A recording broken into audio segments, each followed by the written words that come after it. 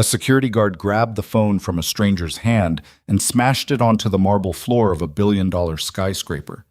And in that single second, he didn't just destroy a device. He cut the only lifeline standing between a powerful CEO and the people who were already dismantling her empire from the inside. What nobody in that lobby knew, not the guard, not the executives watching from the mezzanine, not the woman running the company from the 42nd floor, was that the quiet man in the worn jacket wasn't a threat. He was the only person alive who could stop what was already in motion. If you're new here, hit that subscribe button and drop your city or country in the comments right now. I want to see exactly how far this story has traveled. Give it a like if you stay until the end, because I promise you, this one is going to hit different. Don't miss what's coming next. The morning started the way most bad mornings do. Quietly, without warning, and with something that felt almost normal. Mason Carter pulled into the parking structure at 7:42 a.m., 6 minutes ahead of the time Joseph Sterling had told him to arrive. He sat in the car for a moment before cutting the engine, looking at the envelope on the passenger seat. It was sealed with 2 strips of tape, the kind of double seal that meant the person who'd sent it didn't trust anyone in between. He knew the habit well. He'd used it himself once, in a different life. He picked up the envelope and slipped it inside the front pocket of his jacket, then reached for the device Joseph had given him 3 days earlier. It looked like a smartphone. It was not a smartphone. Mason turned it over once in his hand, checked the indicator light on the lower left corner, still green, and tucked it into his right pants pocket where he could feel its weight against his thigh. The morning air outside was sharp. October in this city had teeth. Mason crossed the parking structure to the elevator and stood waiting with his hands in his pockets, watching a pigeon pick apart a granola bar near the stairwell entrance. He didn't think much about what was ahead. Thinking too far forward was how people got nervous. Nervous people made mistakes. The elevator doors opened. He stepped inside. Sterling Dominion Tower came into full view through the glass as the elevator descended toward street level, and for a moment Mason just looked at it. 46 floors of steel and blue-tinted glass rising above the downtown grid, like something that had always been there and intended to stay. He'd done his research before taking this job. Sterling Dominion wasn't just a tech company. It was the architecture underneath other companies, the invisible scaffolding that kept financial systems, hospital data networks, and government contracts from collapsing. When people talked about it at all, they talked about it the way people talked about infrastructure. Not with excitement, but with the quiet acknowledgement that it had better keep working. Amelia Sterling had been running it for 2 years. Her father had handed her the company and then stepped back in the way that founders sometimes did when they finally admitted the machine had outgrown them. Mason didn't know much about her personally. What he knew was that Joseph Sterling had called him at 11:30 on a Tuesday night from a burner phone and said, in a voice that sounded like a man who hadn't slept in 4 days, "I need someone I can trust, someone who's not already inside this." Mason had asked what the job was. Joseph had said, delivery, and maybe more, depending on what you find when you get there. He hadn't said yes immediately. He'd asked one question, does this put my daughter at risk? Joseph had said no. Mason had said yes. The lobby of Sterling Dominion Tower was the kind of space designed to make you feel small before you even reach the reception desk. 40 feet of ceiling above polished marble floors, a reception desk that looked like it had been carved from a single piece of white stone, and a security checkpoint off to the left staffed by 2 guards in pressed charcoal uniforms. The morning flow of employees was already moving through. Keycards, nods, the mechanical click of turnstiles. Mason joined the visitor queue, which was shorter. He was halfway to the front when he became aware of the man watching him. Jackson Reed was not trying to be subtle about it. He stood near the edge of the security checkpoint with his arms at his sides and his eyes fixed on Mason with the kind of attention that wasn't curiosity. It was appraisal. Jackson was mid-40s, built solidly, with a jaw that had never quite softened from whatever military or law enforcement chapter had come before this one. Security chief. Mason had seen that posture in 100 different contexts. It meant, I have already made a decision about you and I'm waiting to see if you'll give me a reason to act on it. Mason kept his pace even. He reached the visitor window. Mason Carter, he said to the woman behind the desk. I have an appointment with Ms. Sterling's office. Direct contact from Joseph Sterling. The woman typed something, frowned at her screen, typed again. I'm not seeing it listed in the system. It wouldn't be, Mason said. The appointment was arranged outside standard scheduling. You can check with her executive assistant. The name is on the communication log from last Friday, after hours. The woman picked up her phone. While she was speaking quietly into it, Mason became aware that Jackson had moved and was now standing approximately 6 feet to his left, close enough to be heard when he spoke. You here to see someone specific? Jackson asked. His tone was professional, just barely. I already told your front desk, Mason said. I'm asking you. Mason looked at him. Ms. Sterling, on behalf of her father. Something shifted in Jackson's expression. Not suspicion exactly, more like a door closing behind a decision that had already been made. Mason had seen it before. It was the look of someone who'd received information he considered reliable from a source he trusted, and was now filtering everything in front of him through that information. He found out later that Ryan Walker had sent a message to Jackson's personal line 40 minutes before Mason arrived. The message said, Flagged individual may attempt access this morning claiming family authorization. Treat as potential social engineering threat. At the time, Mason didn't know any of that. He just saw the door closing. The device in his right pocket began a faint, nearly inaudible vibration. The signal Joseph had programmed for incoming contact, critical contact only. Mason reached for it. I need to take this, he said. Not to Jackson specifically, to the room. Jackson stepped forward. Sir, I'm going to need you to hold off on that. This call cannot be interrupted. Mason kept his voice level. He wasn't raising it. He was saying a fact. The person trying to reach me right now is time sensitive, and the device I'm carrying has a security function that... Sir? Jackson's hand came up. I'm going to need you to put that away or hand it over while we verify your appointment. But you don't want to do this, Mason said. He wasn't threatening. He was warning. There was a difference, and he meant it as the latter. Let me take this call and I can explain everything. 2 minutes. Jackson looked at him for one more second. Then his hand moved fast and certain, and he grabbed the device from Mason's grip. Mason said, Don't! Jackson turned and brought the device down onto the corner of the marble counter with a single sharp motion. The casing cracked. He did it again, harder. The screen shattered. The indicator light on the lower left corner went dark, from green to nothing in the space between one breath and the next. The lobby seemed to hold very still. Then every screen in the building flickered. Then every elevator stopped. Then the overhead lights cut to emergency backup amber, and the unmistakable low-frequency alarm that lived behind the walls of the building's security system came to life. Not the fire alarm, something different, something that made people look at each other instead of moving toward the exits. The turnstiles locked. The security doors at every corridor entrance sealed with a definitive hydraulic thud. Employees stopped moving. Some of them already had their phones out. Others were just standing in place, processing the sudden change from ordinary morning to something that felt like the beginning of a situation nobody had prepared for. Jackson was looking at the shattered device in his hand. His face had changed. What is this? He said.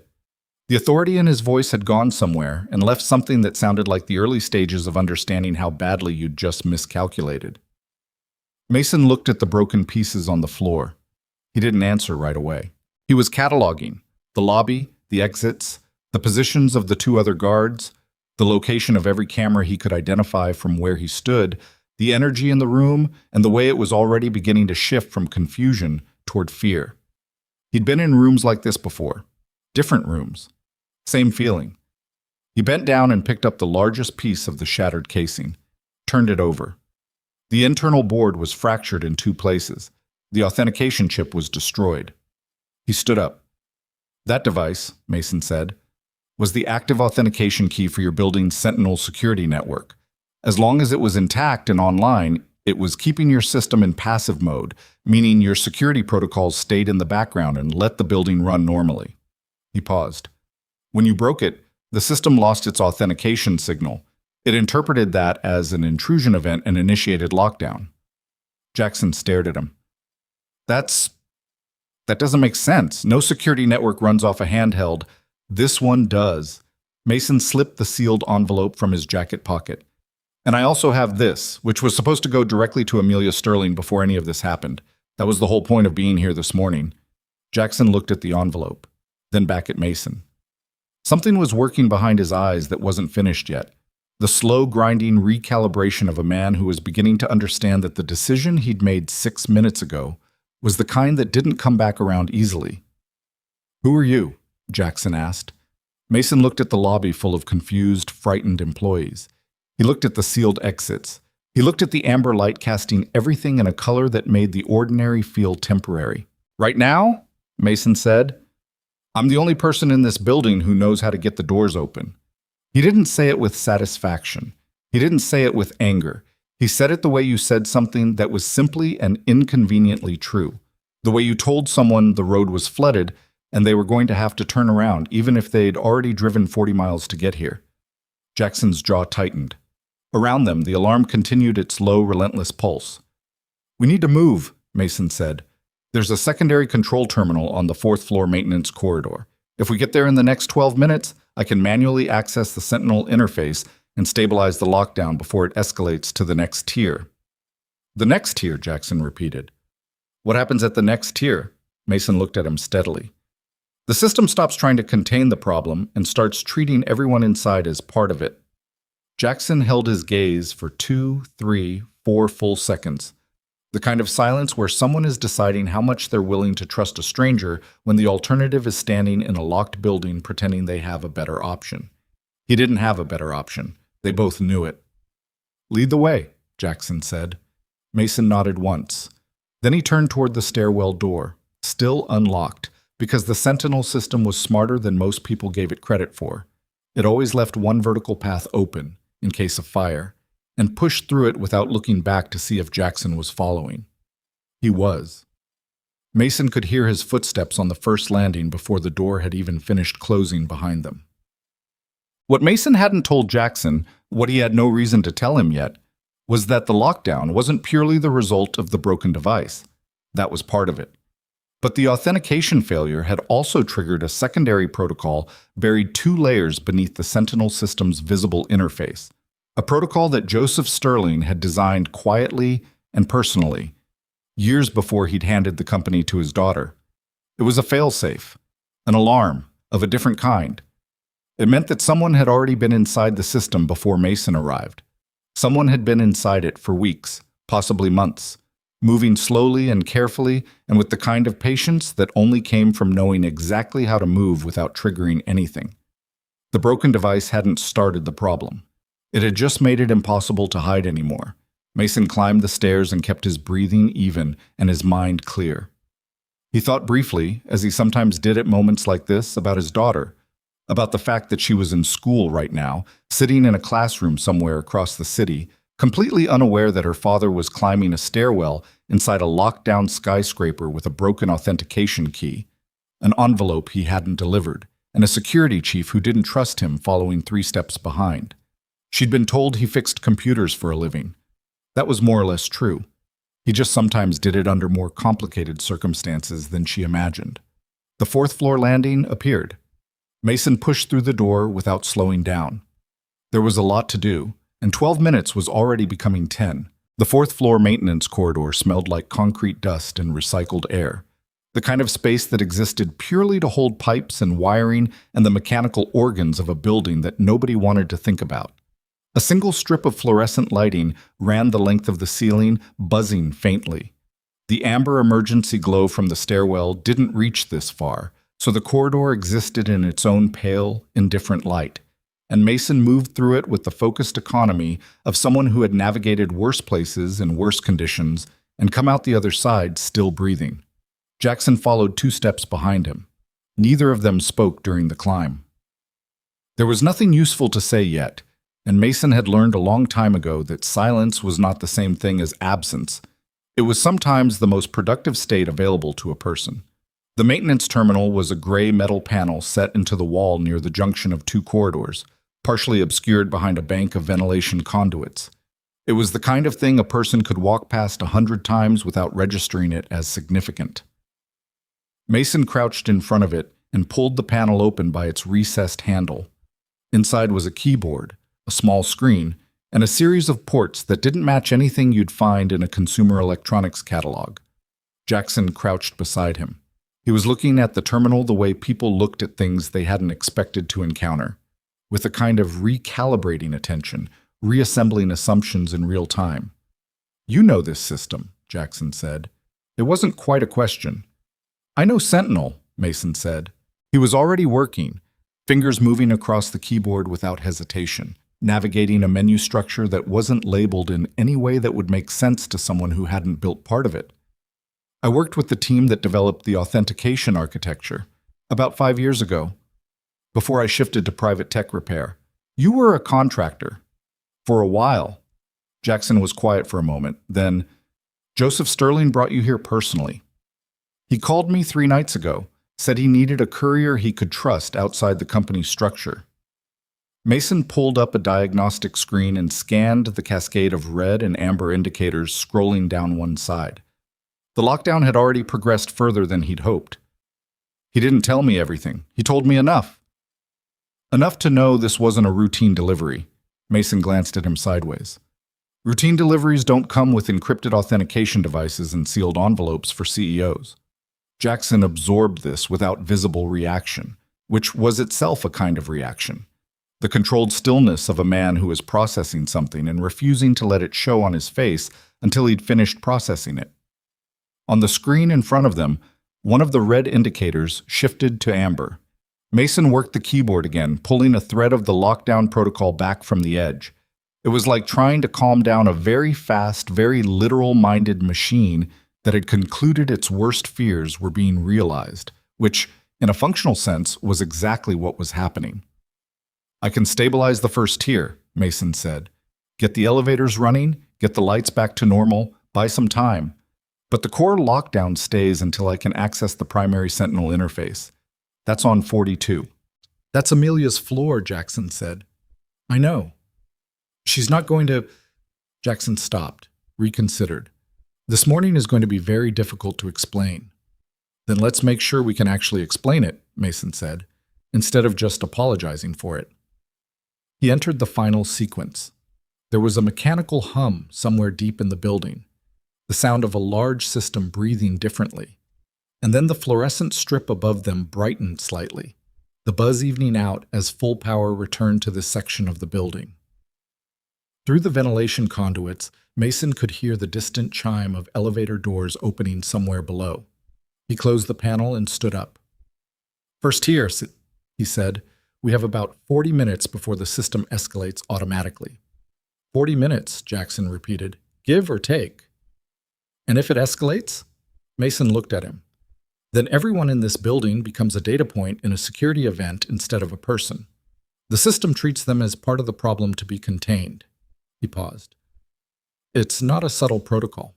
Jackson held his gaze for a beat, then nodded once. The sharp, minimal nod of someone who had accepted a situation they didn't like and decided to deal with it anyway. Mason recognized that nod. He'd made it himself more times than he could count. They moved back toward the stairwell. The 42nd floor looked different in an emergency than it did on an ordinary morning, and the difference wasn't only the lighting, it was the people.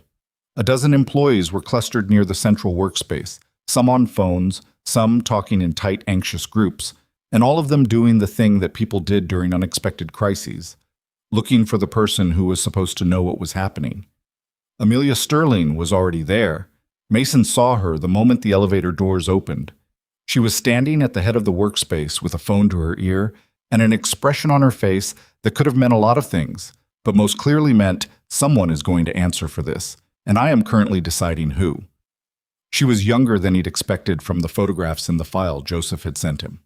30, Joseph had said, and that was accurate. But photographs had a way of either aging people or smoothing them out. And in person, Amelia Sterling looked exactly her age. Not in a diminishing way, but in the way that meant the 2 years of running a company this size had written something real into her face. There were lines at the corners of her eyes that photographs didn't catch. The set of her shoulders said she'd been up since before 6. She looked up when Mason and Jackson stepped off the elevator. Her eyes moved to Mason first, then to Jackson. "Jackson," she said, pulling the phone from her ear, "tell me you have an explanation for why my entire building is running on emergency protocol right now." "Working on it," Jackson said. "That's not an explanation." "Ms. Sterling." Mason stepped forward. He pulled the envelope from his jacket pocket and held it out toward her. "My name is Mason Carter. Your father sent me."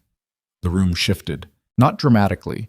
Nobody moved, nobody gasped, but Mason felt the quality of attention in the space change, the way air changed before a weather system rolled in. Amelia looked at the envelope, then at Mason. The expression on her face was not one of recognition or relief. It was the expression of someone who had learned at some significant cost not to take things at face value. "My father," she said flatly. "Yes." "My father, who retired 18 months ago and has been living at his house on the coast, sent a stranger to my office with an envelope during a building lockdown." She kept her voice even and sharp, the kind of even that had an edge to it. "You see how that sounds?" "I do," Mason said. "The lockdown is connected to why he sent me. I can explain it, but I need you to read that first." She didn't take the envelope immediately. She studied Mason for a moment with the direct, unhurried assessment of someone who made decisions about people for a living and had gotten good at it through getting it wrong enough times that it hurt. "Who are you?" she asked. "Former Navy, tech contractor after that. Your father reached out to me specifically because I'm not on your company payroll and I have no stake in whatever's happening inside your executive structure." "Something's happening inside my executive structure," she said. "According to your father, yes. That envelope explains it better than I can in a hallway." She reached out and took it. Ryan Walker arrived on 42 4 minutes later, and he arrived at pace, the kind of fast, purposeful movement that was designed to communicate urgency and competence simultaneously. He was mid-40s, built lean, with the groomed precision of someone who understood that in corporate environments, the way you looked when things went wrong was almost as important as what you actually did about them. He'd been at Sterling Dominion for 11 years. He knew where every body was buried, partly because he'd done some of the burying himself. He looked at Mason the moment he cleared the elevator. The look lasted less than a second, but Mason caught it. The flicker of something quickly controlled, like a man who had expected a situation to be different than it was, and was now rapidly adjusting. It was a specific look. Mason had seen it before, in different contexts and on different faces, and it always meant the same thing. Someone had made a plan, and a variable had appeared that wasn't in it. "Amelia." Ryan moved to her side with practiced ease, one hand briefly touching her arm, a gesture that looked like concern and functioned as positioning. "I came as soon as the system flagged. What's happening?" "That's what I'm trying to determine," she said. She was holding the envelope. She hadn't opened it yet. Ryan looked at Mason. "Who is this?" "Mason Carter," Mason said. "You?" "Ryan Walker, Chief Operating Officer." Ryan said it the way people said titles when they wanted to establish territory. He turned back to Amelia. "I can tell you what I know. My team flagged an unauthorized access attempt on the Sentinel system about an hour ago. The timing lines up with this individual's arrival." He gestured at Mason with the controlled precision of someone making an argument. "I believe he may have deliberately triggered the lockdown." Mason watched him. He didn't respond. Amelia looked at Ryan, then at Mason. "Is that true?" "No," Mason said. "He would say that," Ryan said. "He would," Mason agreed. "So would someone telling the truth." He nodded at the envelope in her hands. "Open the letter." Something about his steadiness seemed to irritate Ryan more than argument would have. Ryan's jaw tightened slightly. "Amelia, you don't know this person. You don't know where that envelope came from or who actually sent it. For all we know, it came from my father," Amelia said. Ryan paused. "Your father is retired." "Retired people still have phones." She looked at Ryan with an expression that had hardened slightly from what it had been a moment ago. "And they still notice things." She broke the seal on the envelope. The room was quiet enough that Mason could hear the paper unfolding. He watched her face as she read. He watched it go through several things in quick succession: skepticism, then concentration, then something that was not quite shock but was in the neighborhood of it. The look of someone encountering words that rearranged the furniture of things they thought they'd understood. Her eyes moved back to the top of the page and started again. Ryan was watching her too. His face was very still. What Mason had not yet told anyone, what he was in the process of deciding how and when to tell, was what he'd seen on the Sentinel diagnostic screen in the fourth-floor maintenance corridor. He'd been working fast, and he hadn't had time to document what he found, but the signature was there. It was subtle. Most people running a security system check wouldn't have spotted it at all, because whoever had put it there was careful and technically sophisticated. But Mason had helped build the authentication architecture, which meant he knew exactly what a clean system looked like, and he knew exactly what a system looked like when something had been added to it that didn't belong. There was a secondary access thread running beneath the main Sentinel interface. Not a full breach, nothing so obvious. More like a standing door, propped open just barely, through which data had been moving at intervals. Financial records, personnel files. Most importantly, the technical documentation for Sentinel's core architecture. The system's blueprints, essentially, the code and structure that made it work. Whoever was accessing that thread had been doing it for weeks, possibly months, and they'd been doing it from inside the building. Mason had two working theories about who. He was operating on the one he thought was more likely, and watching Ryan Walker recalibrate his expression while Amelia Sterling read her father's letter was not making him less confident in that theory. He said nothing. He waited. This says someone in my executive structure has been accessing proprietary system data, Amelia said. She was looking at the letter. And that the person who brought me this is here because my father trusts him to help us figure out who. Amelia, Ryan's voice was careful, measured, the voice of a man walking across ice he couldn't see the thickness of. I understand your father's concern, but you have to consider the source here. Joseph retired because he was burned out and losing his technical edge. He hasn't been involved in operations in a year and a half. With respect, he may not have the full picture. He founded the company, she said, which doesn't mean he understands it the way it exists now.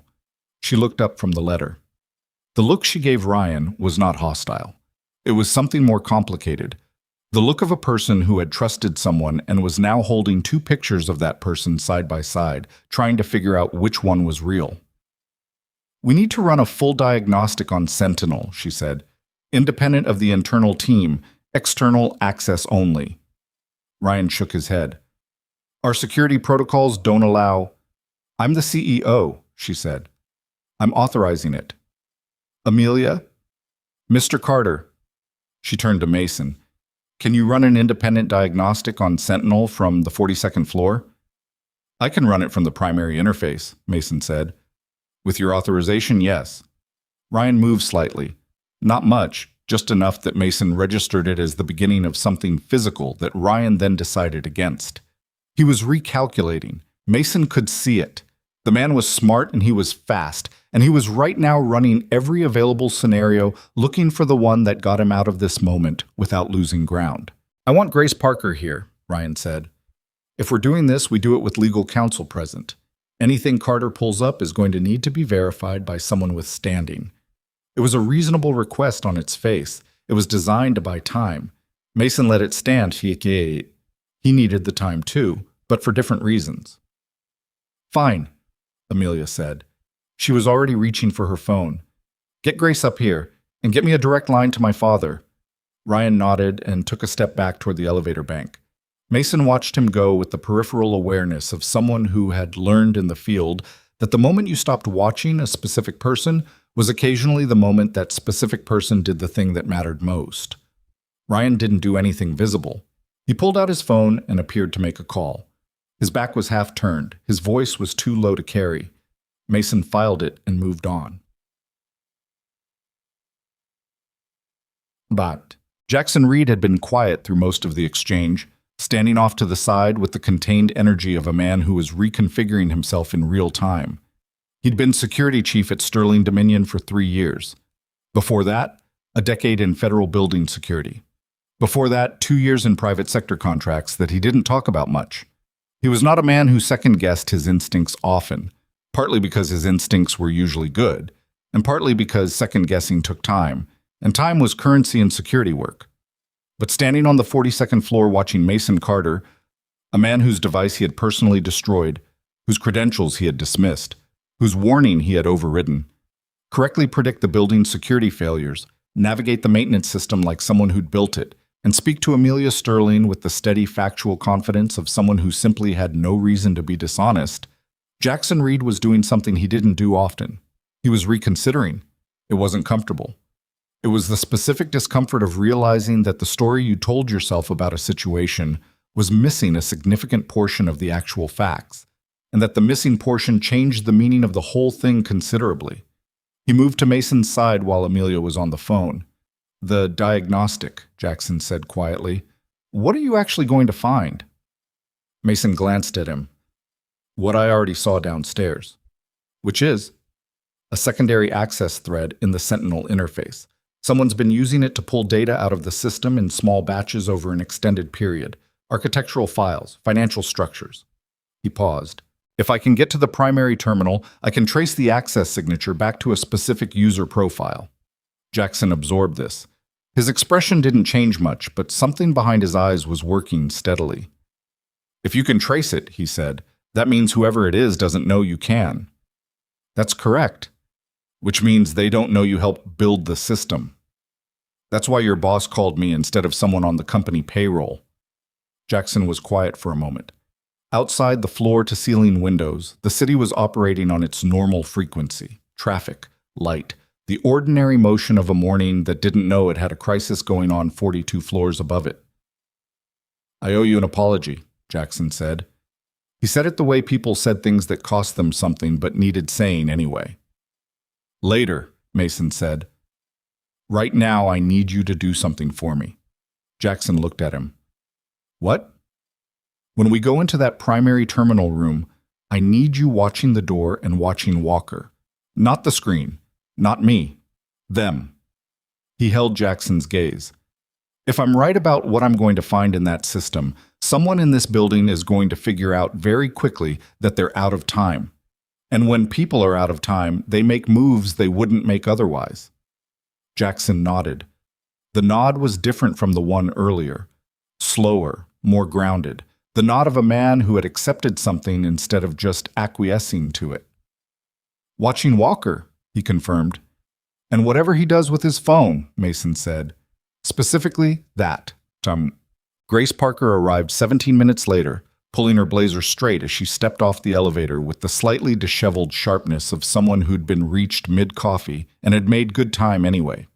She was early 50s, with reading glasses pushed up on her head and a legal pad in her hand that already had handwriting on it, which meant she'd been taking notes since she got the call. She looked at Mason the way lawyers looked at unknown variables, with careful, professional attention and no immediately legible opinion. "Grace," Amelia met her at the elevator. "I need you to witness a Sentinel diagnostic and document everything that comes up." "Understood." Grace clicked her pen. "Who's running it?" "He is." Amelia gestured at Mason. Grace looked at him. "And he has your authorization." "He does." "Then let's go," Grace said. She didn't ask who Mason was or where he'd come from. In Mason's experience, good lawyers often didn't ask questions they were going to find the answer to in 30 seconds anyway. The primary Sentinel interface was in a room off the executive corridor, locked with a keycard reader that Amelia used, stepping ahead of the group with the particular efficiency of someone taking control of a situation after a period of being controlled by it. The room was small: a workstation, 2 monitors, a server stack behind a glass partition that hummed with the sound of something that had been running continuously for a long time, without anyone in this room entirely understanding all the things it was doing. Mason sat down at the terminal. Ryan Walker stood in the doorway. Mason logged in using a backdoor administrator credential that Joseph Sterling had given him, a credential that existed outside the company's standard access structure, built in at the foundation level, and never removed because Joseph had believed in having a key nobody knew about until you needed it. The system accepted it without hesitation. The screen populated. Mason started pulling threads. The secondary access tunnel was exactly where he'd seen the trace of it in the maintenance corridor, but up here on the primary interface he could see it fully. The whole structure of it, the timing of accesses, the data that had moved through it, and most importantly, the user-side signature that had opened it. He looked at the signature. He looked at it for a moment longer than he'd looked at most things that day. Then he turned his head and looked at Amelia Sterling. "I need you to see this," he said. She came around the workstation and looked at the screen. Grace came with her, reading glasses now on her face, pen moving. Ryan Walker's user credential was attached to the access thread. Not a compromised account, not a spoofed signature. The actual administrative credential belonging to the COO of Sterling Dominion, used to access a hidden data tunnel built into the company's own security system, used to pull architectural files, financial structures, and... Mason scrolled further and his jaw tightened slightly. A detailed operational plan with a timeline. A vote. A board meeting. Scheduled for 48 hours from now. The plan was to present evidence. Fabricated, Mason could see the manipulation points in the metadata, that Amelia had personally authorized the illegal sale of Sentinel's core technology to a foreign-affiliated subsidiary, the kind of authorization that, if the board accepted it as real, would result in her immediate removal and the transfer of operational control to an interim executive. The name proposed for interim control was Ryan Walker. Amelia read it twice. Mason watched her face go through something private and painful. The specific expression of a person discovering that a betrayal wasn't just real, but had been carefully constructed over a long period of time by someone they'd worked alongside every day. It was a different kind of hurt than anger.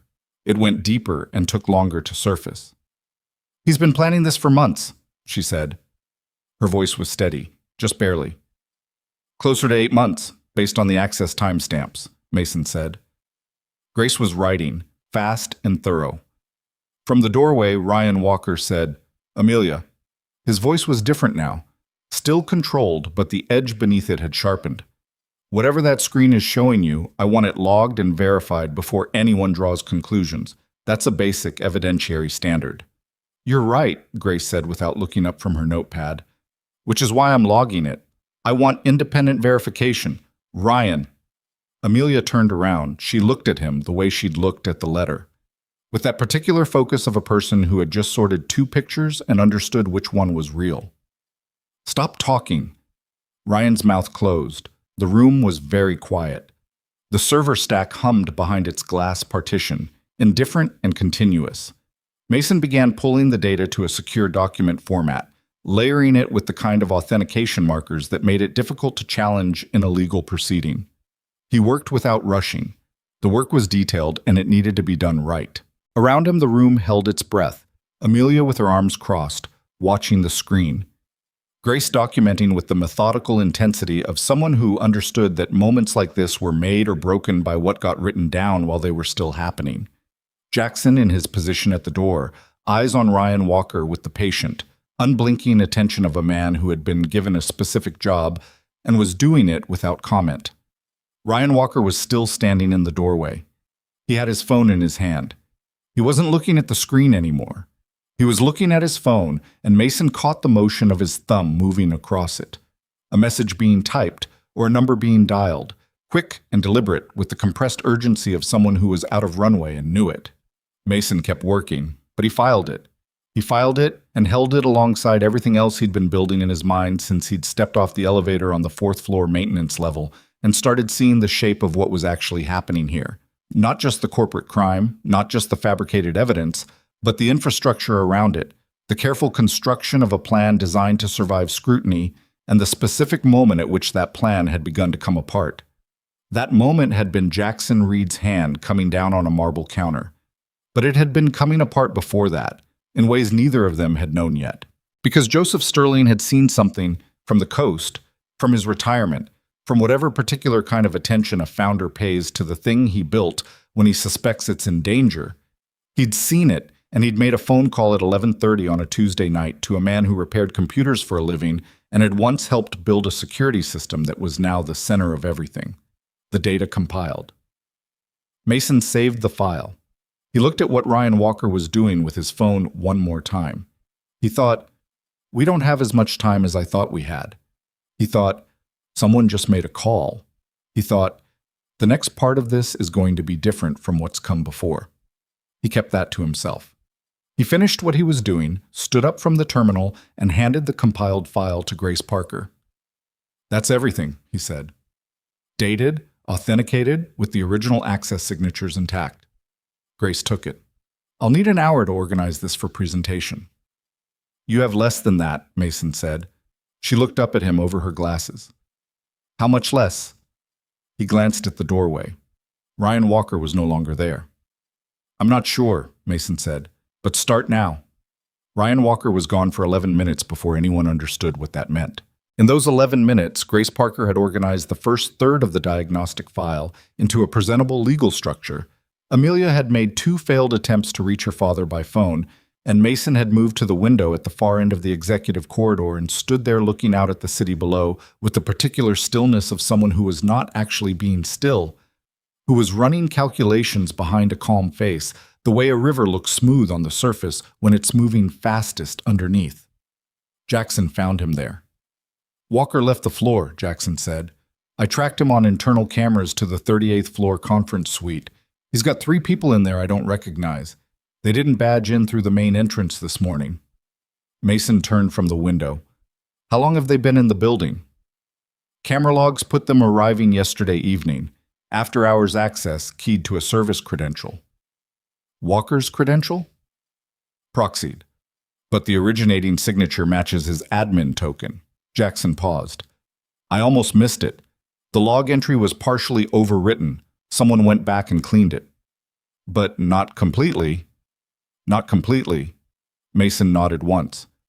3 people he brought in quietly, given after-hours access through a masked credential, currently meeting on a floor below us while the building is in partial lockdown. He looked at Jackson steadily. Those aren't colleagues. Jackson's expression said he'd already reached the same conclusion. What do you need? I need to know if Walker is the only one who can authorize an emergency board convening. Jackson thought for a moment. Bylaws give that authority to the COO or above in a declared operational emergency, and a lockdown counts as an operational emergency. Under Sterling Dominion's charter, yes. Mason looked back toward the Sentinel room where Grace and Amelia were still working. He did the math on what he was seeing, the 3 unregistered individuals, the board convening authority, the fabricated evidence already prepped and waiting, the timeline Grace had found in the diagnostic data showing a board vote scheduled 48 hours out. Ryan hadn't needed the full 48 hours. He'd been ready. The lockdown hadn't disrupted his plan. It had accelerated it because it gave him exactly what he needed: an operational emergency, a CEO who looked compromised, and a building full of confused people who would remember, when questioned afterward, that Mason Carter had been there when everything went wrong. He's moving the vote up, Mason said. Jackson stared at him. Tonight? That's my read. He's not going to wait for us to finish building a case. He's going to convene the board, present the fabricated evidence before Grace can structure a counterargument, and get the vote done while Amelia is still reacting instead of leading. He said it without drama. The situation had enough of its own. We need to get back to Amelia. Right now. They moved. Halt. Amelia was standing at the workstation with her phone pressed to her ear when Mason and Jackson came back into the Sentinel room. She looked up.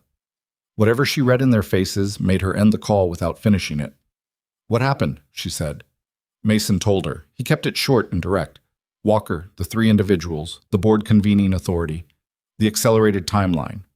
He watched her process it the way she'd processed everything since the letter, with a focused, slightly grim attention that didn't fall apart under pressure, that just got more compressed and more specific as the stakes climbed. He can't convene without a quorum, she said when Mason finished. How many board members does he need? 6 of 11 to constitute a quorum. How many has he had access to over the past 8 months? She opened her mouth, closed it. The answer was working its way to the surface against her will, because it was the kind of answer that carried implications she hadn't been ready to face yet. He manages most of the board relationships, she said slowly. My father handled them directly until he stepped back. When he retired, Ryan took over as primary liaison. So for the past 18 months, Mason said, Ryan Walker has been the main point of contact between your board members and this company. The room was quiet. Grace had stopped writing. He's been building toward this for longer than 8 months, Amelia said. Her voice was level, but the levelness was doing work. The data access started 8 months ago. The relationship management started before that. Yes, Mason said. She stood with that for a moment. Then she straightened, not theatrically, just the small physical adjustment of someone deciding to stop absorbing a blow and start moving again. What do we do? We need to split up, Mason said. Grace needs at least another 40 minutes to make the evidence legally presentable. I need to get into the Sentinel system one more time to pull a specific secondary file I saw in the access logs. There's a financial transfer record that connects Walker's credential to an external account. That's the piece that makes everything else undeniable. He paused. And someone needs to find your father. I've been trying to reach him, she said. He's not answering? His personal line goes to voicemail. The house phone rings out. Mason kept his expression neutral, but something shifted in his chest.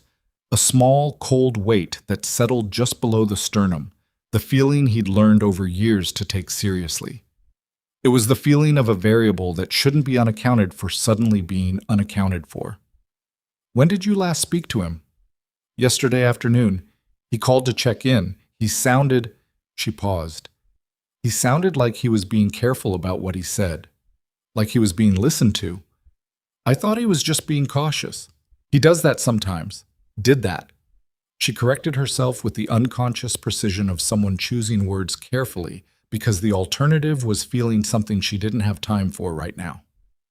Mason looked at Jackson. Jackson looked back at him. His house on the coast, Mason said. How far? Hour 40 by car, Jackson said. Maybe an hour 10 if you push it. We're not splitting up just 3 ways, Mason said. We're splitting 4. Grace stays here with Amelia. I stay here and get the secondary file. You go to Joseph's house. Jackson was already shaking his head. You want me to leave the building while you're the only one here with the authority and the credentials to take a company vehicle without it being flagged as unauthorized. If I try to get someone out through the parking structure right now, Walker's people are going to see it on camera and they're going to know we're looking for Joseph. He held Jackson's gaze. You go as routine security check. Welfare follow-up on a company founder. It's in your job description. Jackson considered this. His jaw was tight. And if Walker moves on the board before I get back, then Amelia and I hold the line until you do. Mason said it plainly. Not bravely, just as a logistical statement about what the situation required. Jackson looked at Amelia. Something passed between them that was more complicated than the words either of them said out loud. The look of 2 people who had worked together in a building for 3 years, who had a professional relationship built on a specific set of assumptions, and who were both standing in a moment that had overturned most of those assumptions in the past 2 hours. Be careful with my father, Amelia said. Jackson nodded. I will. He left without ceremony, moving with the particular efficiency of someone who had converted their energy from processing to action, and Mason watched him go and felt something settle. Not confidence exactly, but the functional equivalent of it, the state of having distributed resources correctly and accepting that you couldn't control every variable from a single position. The 38th floor conference suite had glass walls that faced the interior corridor, which was either an architectural choice Ryan Walker hadn't thought through or one he'd made when he'd had no reason to think anyone would be watching him from the hallway. Mason watched him from the hallway. He'd taken the stairwell from 42, moving quietly and staying against the wall where the camera coverage had a gap. He'd noted the gap earlier when he'd first scanned the building's security layout from force of habit, the same way he noted exits and structural features in any space he entered. It wasn't paranoia. It was practice. The distinction mattered to him, though he'd stopped trying to explain it to people who hadn't done the kind of work he'd done. Through the glass, he could see Ryan Walker standing at the head of the conference table with a laptop open in front of him.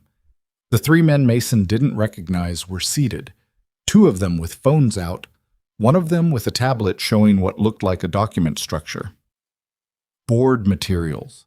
the kind of pre-prepared presentation package that took time to build and suggested the person who built it had been confident, for quite a while, that they were going to need it. Walker was talking. Mason couldn't hear through the glass and didn't need to. He was reading the room, the body language, the positioning, the way Walker's hands moved when he made a point, and the way the three men responded. This wasn't a panicked improvisation.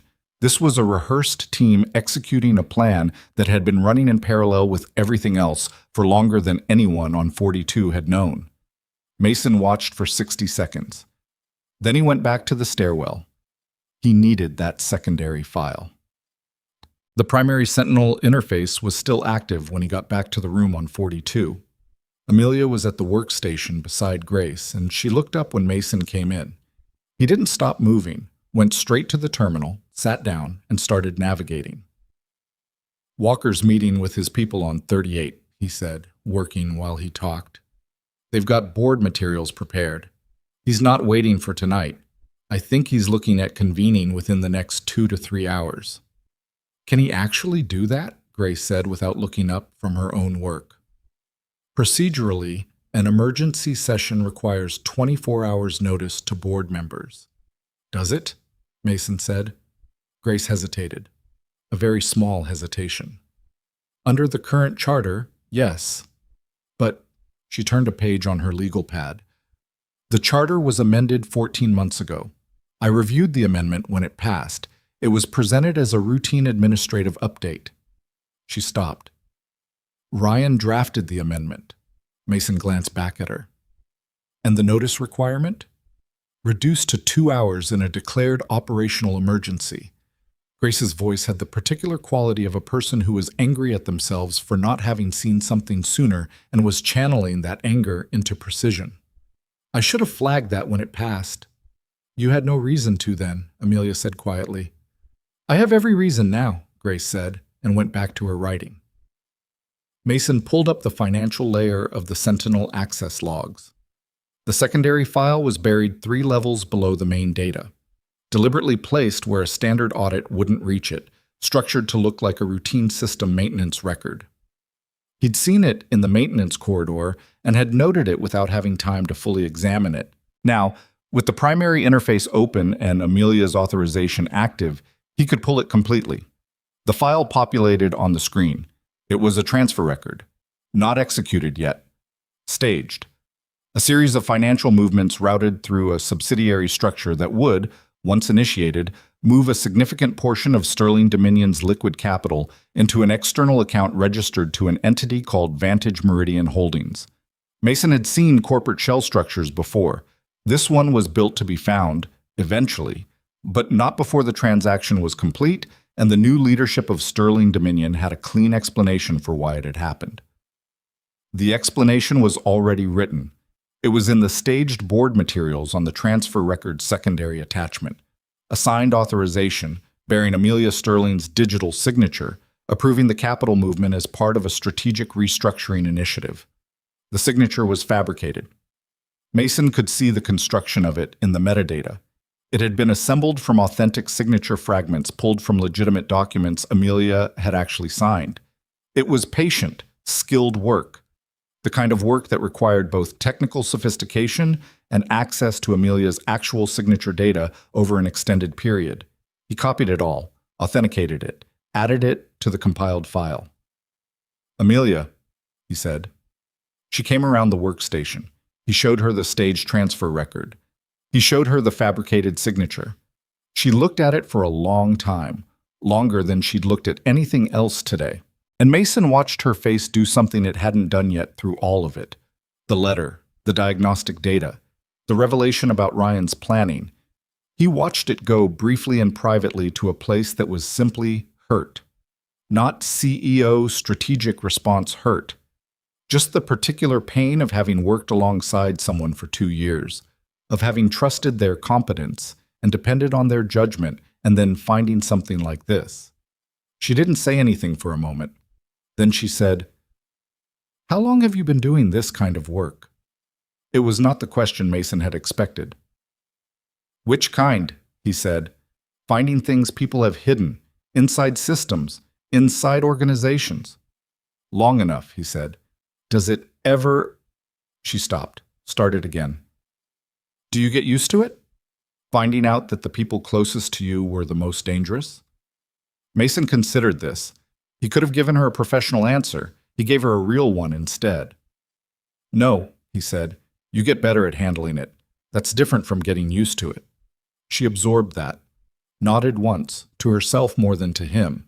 Then she straightened again, and the CEO came back into her face, not replacing what had been there, just layering over it the way people layered over things they'd deal with later when there was room to deal with them. What's our timeline? She said. Walker can call the emergency session in... Mason checked the system clock. Roughly 90 minutes. He'll have given the 2-hour notice to board members already, probably by message. That's why he needs the 3 people downstairs.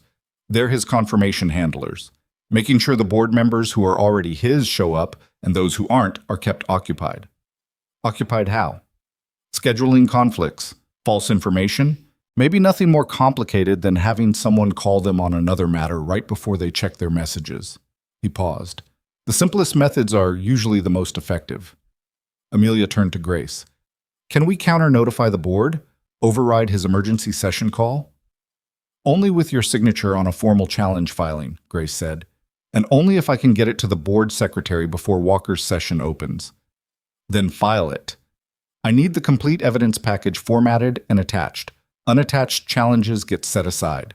Grace looked at her legal pad. 20 minutes. You have 15, Mason said. Grace looked at him. Then she looked back at her legal pad and began writing faster. It was 12 minutes later when the Sentinel system threw a new alert. Mason saw it on the terminal. A camera access request, initiated from an administrative credential, pulling feeds from the 42nd floor corridor. The request had Walker's proxy signature on it. He was watching the floor. He knows we're up here working, Mason said. He's trying to see how far along we are. Can he see the terminal screen? Amelia asked. No, camera angles don't reach into this room.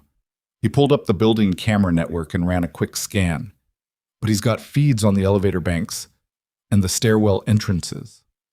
He saw what he was looking for and felt the specific kind of calm that came with a threat becoming visible. He's also got 2 people moving, one at the 38th floor elevator, one at the stairwell on 40. His people from the conference room, one of them at least. The other 2 are probably still with him. Mason stood up from the terminal. He's positioning to intercept if we try to move the evidence package. We don't have to move it, Grace said, without looking up. I can transmit directly to the board secretary's digital filing system from this terminal. Can he block the transmission? He could attempt to through the Sentinel administrative layer, Mason said. He thought for a second. But the filing system is external to Sentinel. It runs on Sterling Dominion's separate legal infrastructure, different network architecture. He looked at Grace. Once you initiate the transmission, he can't stop it without physically cutting the building's external network connection, and that would trigger an automatic regulatory alert to 3 federal agencies, Grace finished, because our legal filing systems are compliance connected. She almost smiled, the tight, focused expression of someone who had found exactly the piece they needed. He's not going to cut the network. No, Mason said. He's not. Then I need 2 more minutes. Mason returned to the terminal and watched the camera feeds. The person on the 38th floor elevator bank had moved, was now riding up. Going to 41, it looked like. Then 42. He watched the elevator indicator. Amelia, he said, lock the corridor door. She moved to it. The door had a manual bolt, the kind that existed for privacy during executive meetings and was now serving a purpose its designers had not specifically intended. The bolt clicked home. 30 seconds later, Mason heard footsteps in the corridor outside. They paused at the door, a knock, firm and deliberate. Ms. Sterling. The voice was male, unknown. Mr. Walker would like to speak with you directly regarding the board session. He's asked me to escort you to the conference room. Amelia looked at Mason. Mason shook his head once. I'm in the middle of something, Amelia said, loudly enough to carry through the door. Tell him I'll come down when I'm finished. A pause. He emphasized that the timing is, I heard you. Her voice had acquired the flat certainty of someone who was done being managed. I said, "I'll come down when I'm finished." Another pause, then the footsteps moved away. Grace said, "Done." She looked up from the terminal where she'd been typing the final section of the challenge filing. Transmitting. The progress bar on the screen moved across in about 4 seconds. Filed, time-stamped, received. Mason let out a breath that was barely audible. "Okay," he said. "The formal challenge is in. That buys us time. Walker can't open the board session without the secretary acknowledging receipts of a counterfiling. It goes to procedural hold." He stood up from the terminal. "But it doesn't end this. He's going to contest the filing, argue it's invalid, push back on the evidence." "Let him push," Grace said, capping her pen. "I'm ready." "We still need the full evidence package delivered in person," Mason said. "Transmitted filings establish record, but they don't carry the same weight in an emergency session as physical presentation. If Walker gets his session open anyway—" "He'll argue the transmission was improper," Grace confirmed. "Yes. We need to be in that room." "Then we need to get downstairs," Mason said, "past Walker's people in the corridor and stairwell, with the evidence file before he can open a session that the procedural hold has already complicated enough to give us a window." Amelia was looking at him. "You said Walker's got 2 people from the conference room positioned. One at the elevator, one at the stairwell." "Best estimate, yes." "So both primary vertical routes are covered." "Both primary ones." She picked up on the specific word. "There's another one. Building this size, there's a service elevator on the north face, not on the main security camera grid. It was exempted from the initial Sentinel integration because it connects to the loading infrastructure, which runs on a separate system." He paused. "I found it in the architectural files in Joseph's communication."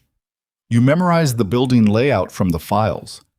"I read them on the drive over," Mason said. "Old habit." "What?" She looked at him for a moment with an expression that was hard to fully categorize. Not admiration exactly, because the situation was too tight for that, but something close to it mixed with something more complicated. The look of a person recalibrating what they'd assumed about someone else. "Lead the way," she said. "What?" The north service corridor was narrow and lit by a single strip light that flickered at irregular intervals, which Mason noted and filed without comment.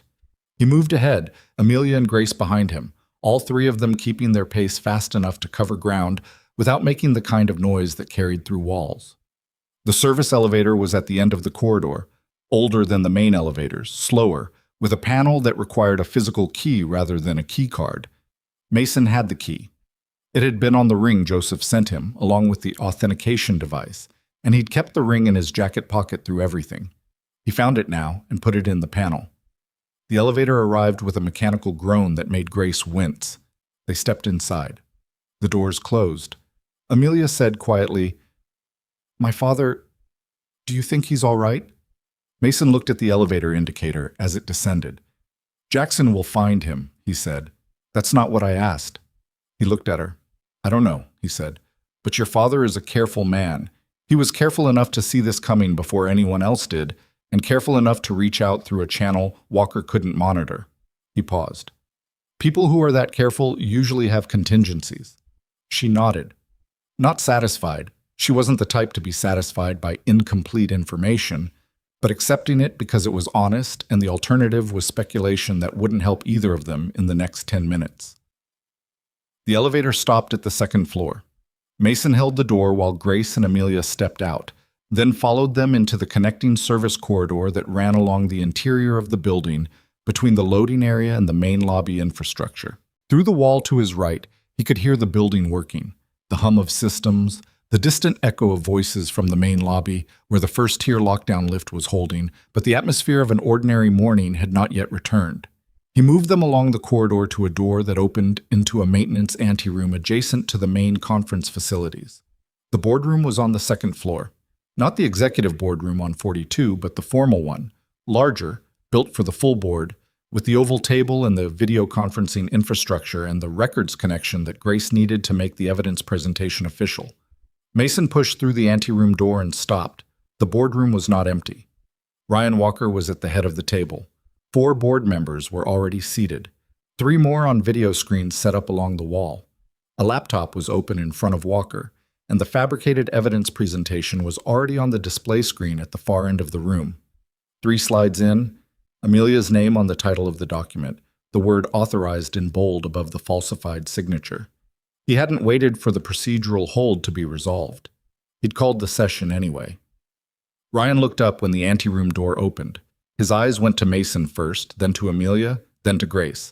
Something passed across his face, the specific expression of a person watching their plan meet unexpected resistance at the moment they'd believed they were past all resistance. But it only lasted a second before he controlled it. Amelia! He gestured at the room as if welcoming her into a meeting she'd been expected at all along. Good. You're here. I was about to explain this to the board on your behalf. I'll explain it myself, she said. The session has already been called, Ryan said. His voice carried the particular confidence of a man who believed the ground he was standing on was solid. Procedurally,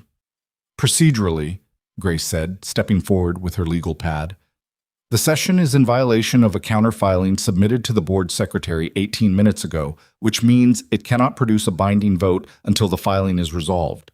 I am Grace Parker, Sterling Dominion Chief Legal Counsel, and I am formally objecting to this session on the record. Several of the board members shifted. One of them, a woman on the end of the video wall whose name Mason didn't know, leaned forward with an expression that suggested she had not been given the full picture of what she'd been asked to attend. Ryan, she said. What is she talking about? What counterfiling? Ryan's jaw was tight. It's a procedural obstruction, an attempt to delay what the evidence clearly... The evidence is fabricated, Mason said. The room went quiet. Ryan looked at him. The controlled expression held, but around its edges, something had begun to loosen. The specific loosening that happened when a structure built on a single load-bearing assumption met the moment that assumption stopped being true. You have no standing in this room, Ryan said. I have this, Mason said. He held up the authenticated file Grace had prepared, physical copy, printed on the terminal upstairs, signed and time-stamped by Grace as legal counsel. Financial transfer records, access logs, and digital forensics showing that the evidence on that screen behind you was constructed using falsified metadata and assembled signature fragments. All of it documented, authenticated, and now transmitted to the board secretary's formal record. He paused. I also helped design the Sentinel system that all of this ran through. So when I tell you what those access logs show, I'm not speculating. The board member on the video wall said, I'd like to see that documentation. Ryan said, This is not the appropriate. I'd like to see it, she said again, more firmly. Mason walked forward and set the physical file on the table in front of the nearest board member. He did it without looking at Ryan. He didn't need to. He'd been in rooms like this before too. Different rooms, different stakes, different flavor of danger. But the same basic architecture. A person who had built something on a lie, surrounded by the lie's infrastructure, watching the moment when the people around them stopped seeing the infrastructure and started seeing the lie underneath it. That moment had a specific feeling to it. Mason had never found a clean word for it. It wasn't victory. It was more like a very large clock stopping. Ryan Walker was still standing at the head of the table. His hands, Mason noticed, were very still. Too still, in the careful way of someone managing what their hands wanted to do. The board member at the end of the table opened the file. The room kept its silence. And from somewhere below them, from the parking structure level, through whatever combination of structure and elevator shaft carried sound in a building this old, Mason heard the distant, unmistakable sound of a car arriving at speed. He didn't look up, but he registered it. Jackson, he thought. And then, I hope to hell he's not alone. The car Mason had heard wasn't Jackson's. That was the first thing he registered when the boardroom door opened 2 minutes later and one of Ryan's men stepped inside. Not threatening, just delivering information to his employer with the compressed urgency of someone who'd been sent to interrupt something important. He leaned close to Ryan's ear. Ryan's expression didn't change visibly, but his right hand, which had been resting on the table beside his laptop, moved slightly inward. A small, involuntary contraction, the body registering news before the face decided how to handle it. Ryan straightened. "We need to take a short recess," he said to the room. "We just started," the board member with the file said. Her name was Catherine Marsh. Mason had placed her now, from the board documentation in Joseph's file. Longest-serving independent director, not one of Ryan's. "I'd like to continue reviewing this material. It'll only be Ryan." Her voice had the particular patience of someone who had run out of patience and was performing its final remnants out of professional courtesy. "Sit down." Ryan sat down. The look he gave Mason from across the table was not hostile in any way that would register on a camera. It was simply the look of a man filing something for later, in a folder that already had a lot in it. Mason kept his expression neutral, and his attention distributed.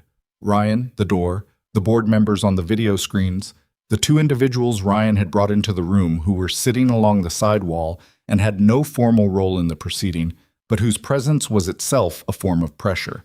He'd been in negotiations where the structure of the room was as important as the words in it. This was one of those. Grace was already moving. She'd taken the physical file from Catherine Marsh and was standing at the end of the table, laying out specific pages in a sequence that Mason recognized as deliberately chosen. The financial transfer record first, because numbers had a way of anchoring people more firmly than technical arguments about metadata and access logs. She was good at this. She worked without preamble, without apology, with the efficient authority of someone who understood that her value in this room was directly proportional to how clearly she could make complicated things simple. "The transfer record on page 1, Grace said, shows a staged movement of capital from Sterling Dominion's operational reserve to an external entity called Vantage Meridian Holdings. The movement has not been executed. It is staged and waiting for authorization. Page 2 shows the authorization document bearing Ms. Sterling's digital signature. Page 3, she placed it carefully, is the forensic breakdown of that signature, showing that it was assembled from fragments of authentic signatures extracted from legitimate documents over a period of approximately 6 months. A board member on the video screen, older man, silver-haired, who had been largely quiet until now, leaned forward. "Are you saying the signature is a forgery?" "I'm saying the forensic evidence is consistent with forgery, yes," Grace said. "And I'm saying it was constructed using access to Ms. Sterling's signed documents that required high-level internal authorization to obtain." "What level of authorization?" Grace looked at him steadily. "COO level or above?" The silver-haired man looked at Ryan Walker. Ryan said, "This is a selective reading of ambiguous data by an attorney whose client is the subject of a fraud investigation. I want that on the record." "It's on the record," Grace said, "along with everything else." Amelia had been standing to Mason's left, slightly back from the table, and she'd been quiet through Grace's presentation with the stillness of someone who understood that this was the moment to let the evidence speak and stay out of its way. But now she moved forward and put both hands flat on the table and looked at the board. Not at Ryan, at the board. And when she spoke, her voice was even and direct and carried the particular weight of someone who was not performing composure but actually had it. "I did not authorize that transfer," she said. "I have never heard of Vantage Meridian Holdings. I did not sign that document, and I did not know until this morning that anyone inside this company had been systematically working to remove me from it." She paused.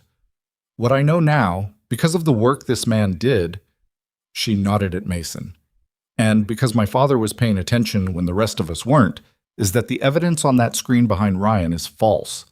And I'm asking you to look at the evidence on this table before you make any decision about anything." The room was quiet. Then the boardroom door opened again. Jackson Reed did not look like a man who had driven an hour and 10 minutes in under an hour, but Mason could read it in him. The specific quality of someone who had been moving at a speed that required total focus and was now recalibrating to a situation that required a completely different kind of attention. There was a slight wind-chill roughness to his face, and his tie was crooked in a way that it hadn't been upstairs, and he was breathing at a rate that was just barely above normal. He stepped inside, and behind him, moving with the careful deliberateness of a man who had learned not to move faster than his current condition allowed, was Joseph Sterling. 71 years old, Silver-haired, lean, with the kind of face that had been handsome once and had traded handsome for something more substantial with age. The face of a man who had built something real and had spent decades defending it from things that wanted to unmake it. He was wearing a dark coat that looked like he'd put it on in a hurry, and there was a small cut above his left eyebrow, sealed with a butterfly strip, that he had not had the last time his daughter had seen him. Amelia made a sound that she immediately controlled, a single, sharp intake of breath that she pulled back before it could become anything more visible. But her hand, still flat on the table, pressed harder against the surface for just a moment.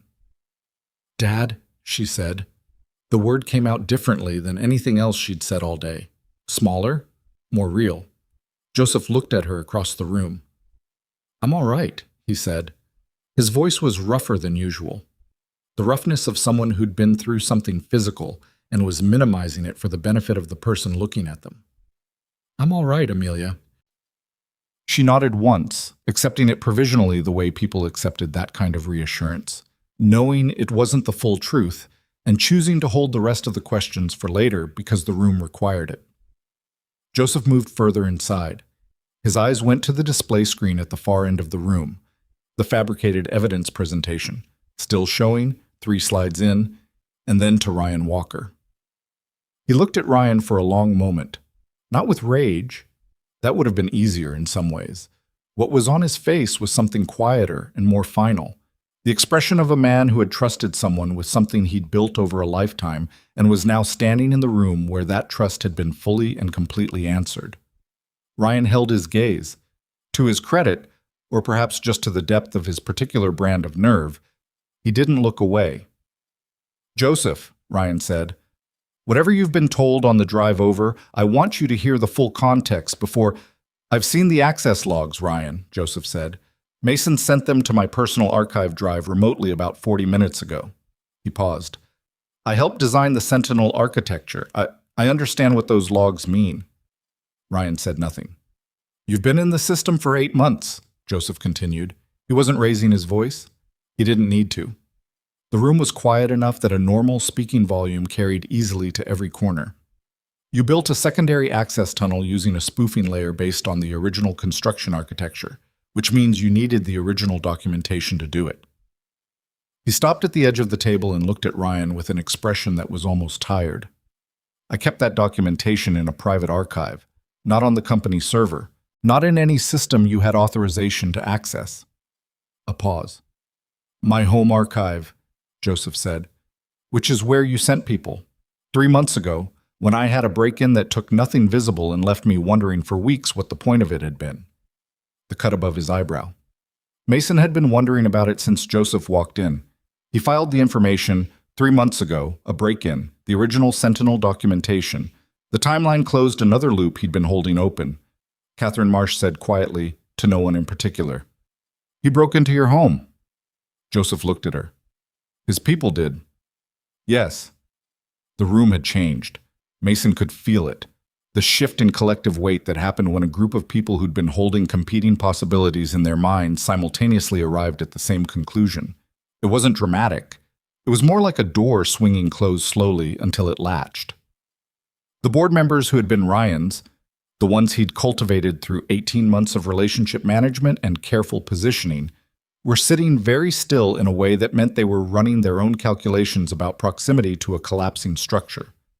Ryan looked around the table. He was still controlled. Mason had to give him that.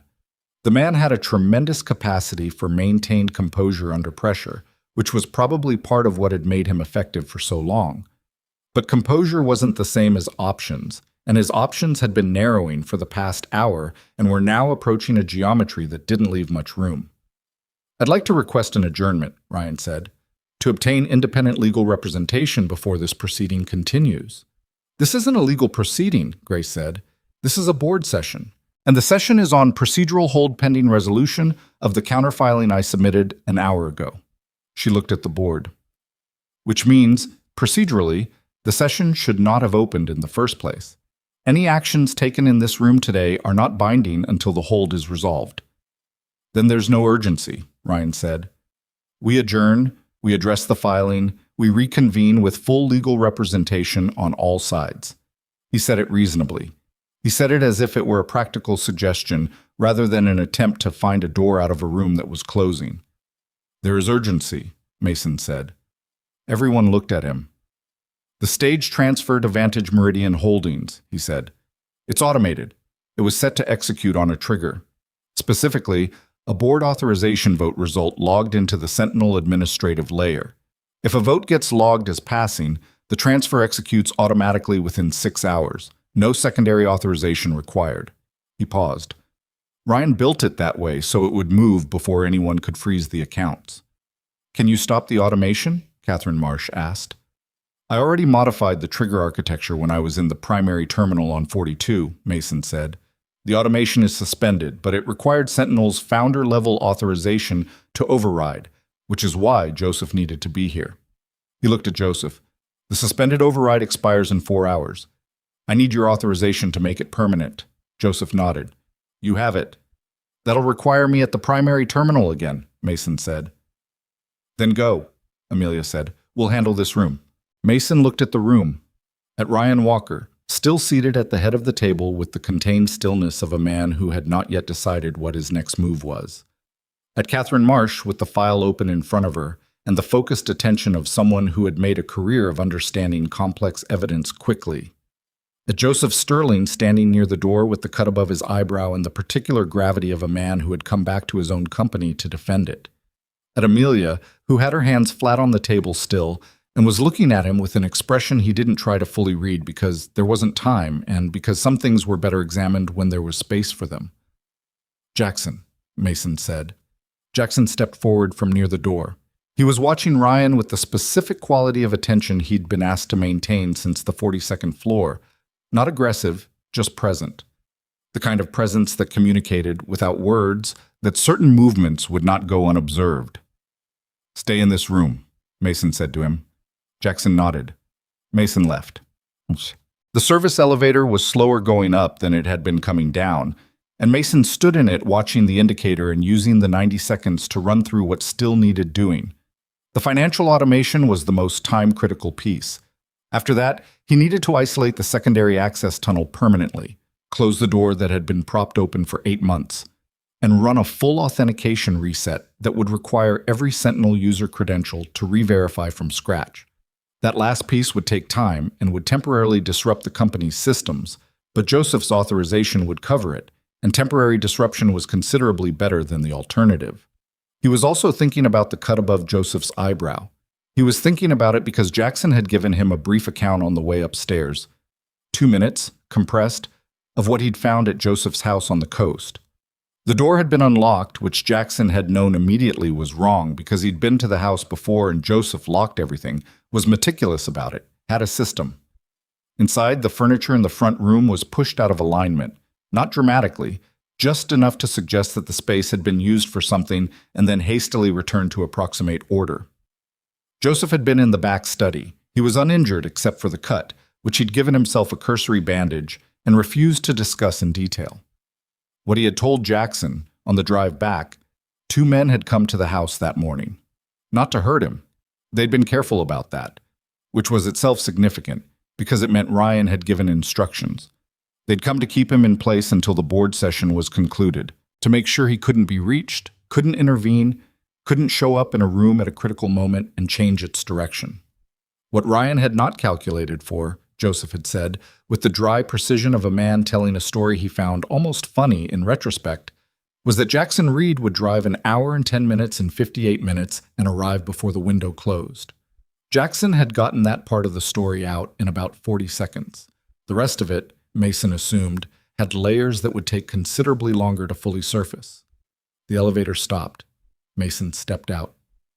The primary terminal room on 42 was empty, and exactly as they'd left it.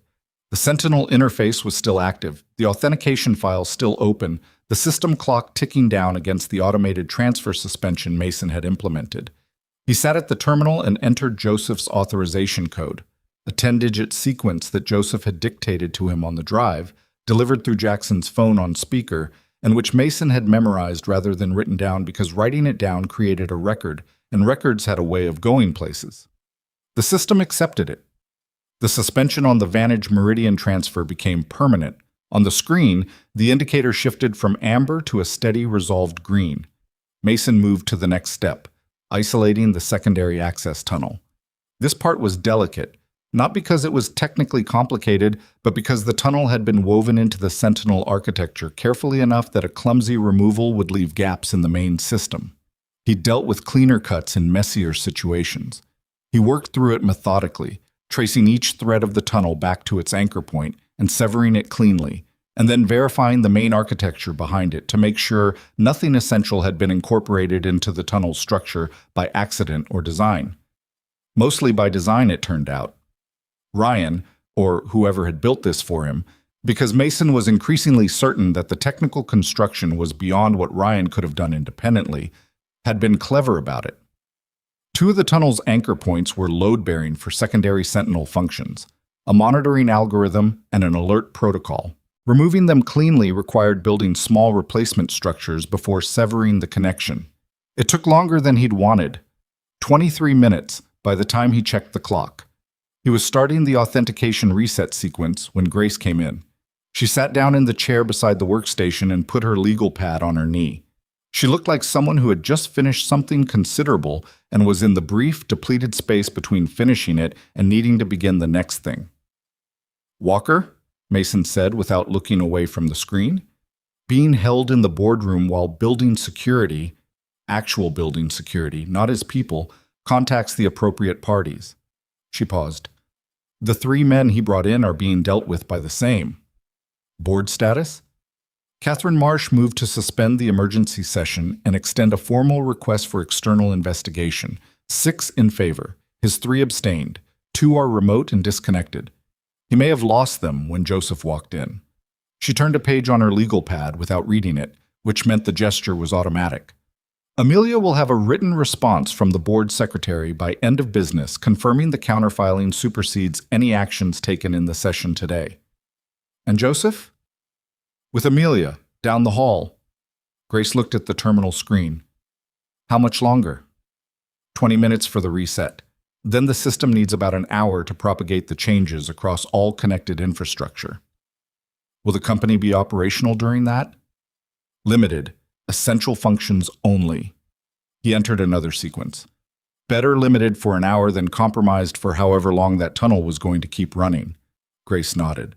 She sat with him at the quiet of the room for a moment, not filling it, just being in it, which Mason found more comfortable than most people's version of silence, which was usually silence waiting to become something else. "Can I ask you something?" she said. "Go ahead." "How did Joseph know to call you? Specifically, you." Mason was quiet for a moment. On the screen, the reset sequence was building, a progress architecture that would take the time it took regardless of how he felt about it. "We worked together on the original Sentinel build," he said, "years ago, before I left tech contract work and before he stepped back from operations. We didn't keep in regular contact, but he had my number and apparently he'd been following the situation long enough to know that when he needed someone who could navigate the system from the inside, I was a better option than anyone he already had. Because anyone he already had could be Walker's. Because anyone inside the company had been managed by Walker for 18 months, Mason said, which isn't the same as being compromised, but it meant their access was visible to him. Their movements were traceable. He'd built the relationship infrastructure. He knew who talked to whom, who was loyal to Amelia versus loyal to the company versus loyal to whoever was currently running it. But he didn't know about you. I wasn't in any system he had access to. Mason paused. That was the whole point. Grace considered this. You took a considerable risk, she said, coming in here with no institutional standing, no protection if things went wrong. Things went wrong immediately, Mason said. Somebody smashed the device in the lobby. Grace almost smiled. It was a small, tired, genuine thing. Yes, there is that. The terminal chimed, a soft, single tone that meant the isolation protocol had completed successfully. Mason checked the confirmation screen, verified the cleanup, and moved into the final phase of the reset. Down the hall, in Amelia's office, Joseph Sterling was sitting in one of the chairs in front of his daughter's desk. which was strange in a specific way because the desk had been his desk once, in this same room, before he'd given it to her.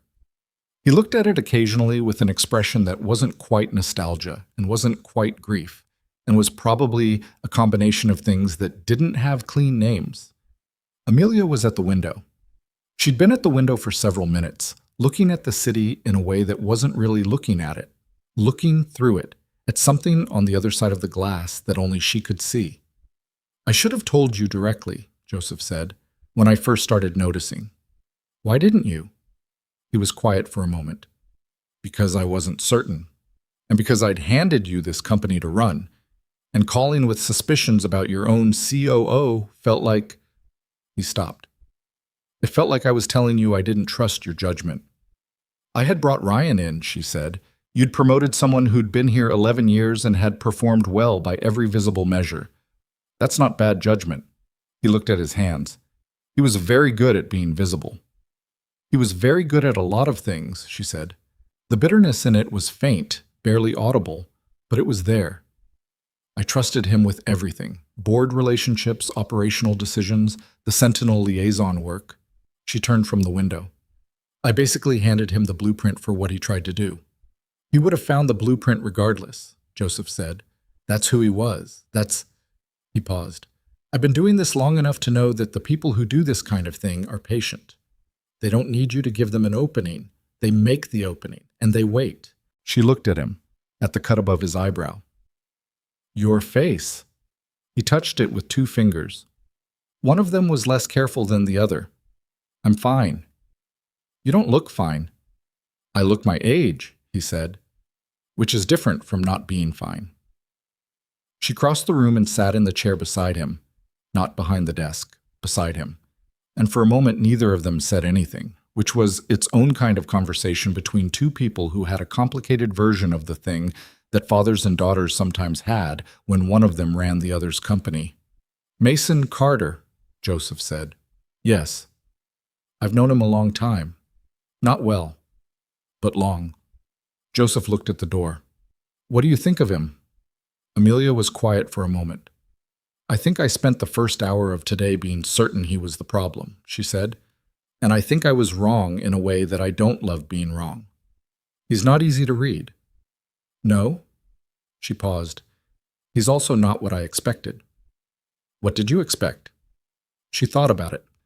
"Someone who needed something," she said finally. "Everyone who comes through that door needs something, a contract, a position, recognition, access. There's always a currency." She looked at her father. "He doesn't seem to need anything." "He has a daughter," Joseph said, 8 years old. He's been raising her alone for 4 years. He said it simply, without editorializing. "I think most of what he needs, he's already decided is at home." Amelia absorbed this. Outside the office, the building's reduced systems hummed their limited operational frequency. Essential functions only, Mason had said, for about an hour. The building was quieter than usual. You could hear it thinking, almost, the way buildings sometimes seem to think when you stripped away the ambient noise of full operation. "I owe him an apology," she said. "He won't be expecting one," Joseph said. "I know. That's partly why." Jackson Reed found Mason in the hallway outside the Sentinel terminal room at 2:30 in the afternoon, which was when the reset propagation had completed and the building's systems had come back to full operation, with the sound of a place collectively exhaling. Mason was leaning against the wall with his jacket folded over one arm, reading something on Grace's spare phone. She'd lent it to him somewhere around the second hour, and he'd used it mostly to check that the schools in the district hadn't reported anything unusual, which they hadn't, which meant his daughter was in a classroom somewhere being asked about fractions and not thinking about any of this. Jackson stopped a few feet away and stood there for a moment without speaking, which Mason noted and waited on. "I owe you something," Jackson said. "You don't have to—" "I do." Jackson said it in the way of a man who had decided something and was going to say it whether or not the other person made it easy. "I received a message this morning, before you arrived, from Walker. I know now. It told me to treat you as a potential social engineering threat, and I—" He stopped. "I already had a picture of you in my head before I saw you. Guy shows up in an old jacket, no badge, claiming family authorization on a day when my system isn't showing an appointment. I filled in the rest. Mason looked at him. Walker played you. He played me because I let him, Jackson said. Because I was doing what I always do, running on authority and speed and not asking enough questions about the source. He paused. I broke your device. I locked down the building. I put everyone in here at risk because I reacted before I thought. You couldn't have known what the device was, Mason said. No, but I could have listened when you told me not to interrupt the call. Jackson held his gaze. That's not about the device. That's about a man telling me something was important and me deciding I knew better. He said it without self-pity. It was just an accounting. I'm sorry. Mason looked at him for a moment. Jackson Reed was not a man who said that word easily. Mason could read it in the specific effort it had taken to say it, the slight squareness of the posture, the directness of the eye contact. It wasn't performance. It was the real article. Buy me a coffee sometime, Mason said. Jackson blinked. Then something in his face shifted. Not quite a smile, more the structural precursor to one, a loosening of the controlled set that had been there all day. That's it? We were both in a building that somebody rigged to go wrong, Mason said. You made one decision under false information at the start of it. Then you drove to the coast in 58 minutes and brought back the one person who could close the room. He shrugged. I've worked with people who did worse with better information. Jackson absorbed this in the silence that followed. Outside the window at the end of the hall, the afternoon light was doing what October afternoon light did, going golden earlier than it should, the way the season always seemed to rush itself toward evening. What happens to Walker? Jackson asked. Grace is coordinating with external counsel and the appropriate regulatory bodies, Mason said. The financial fraud, the breach of fiduciary duty, the unauthorized system access. There's enough in the documented record to keep him occupied for a considerable time. He paused. The 3 men he brought in are going to be useful to whoever takes those cases. They know more than Walker would prefer. And the people on the board who were his? That's Amelia's call. Mason looked down the hall. She'll make the right one. You sound certain about that. She's been making the right calls since this morning, Mason said. She just didn't always have the right information to make them with. Jackson nodded slowly. He looked down the hall, too, toward the direction of Amelia's office. Joseph wants to speak with you, Jackson said. When you have a moment. I should get back to the terminal first, make sure the reset held across all systems. He knows. He said whenever you're done. Mason pushed off the wall and put his jacket back on. Tell him 20 minutes. I will. Jackson paused. And Carter. Mason looked at him. For what it's worth, Jackson said.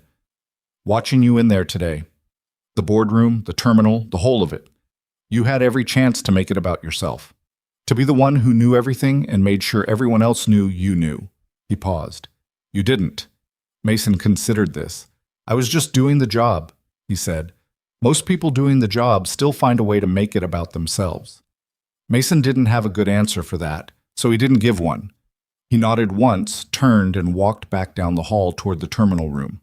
Behind him, the building ran its full systems for the first time since the morning, the accumulated quiet of the reduced operation hour giving way to the ordinary hum of a large machine doing what it was built to do, carrying people's work, their decisions, their late afternoons and small urgencies and daily unremarkable necessities, floor by floor, without knowing or caring how close it had come to being dismantled from the inside. Mason sat back down at the terminal and ran the final verification pass on the Sentinel system, checking each sector methodically, the way a person checks a door before leaving a room for the last time, not because they're certain they left something, but because some habits are worth keeping.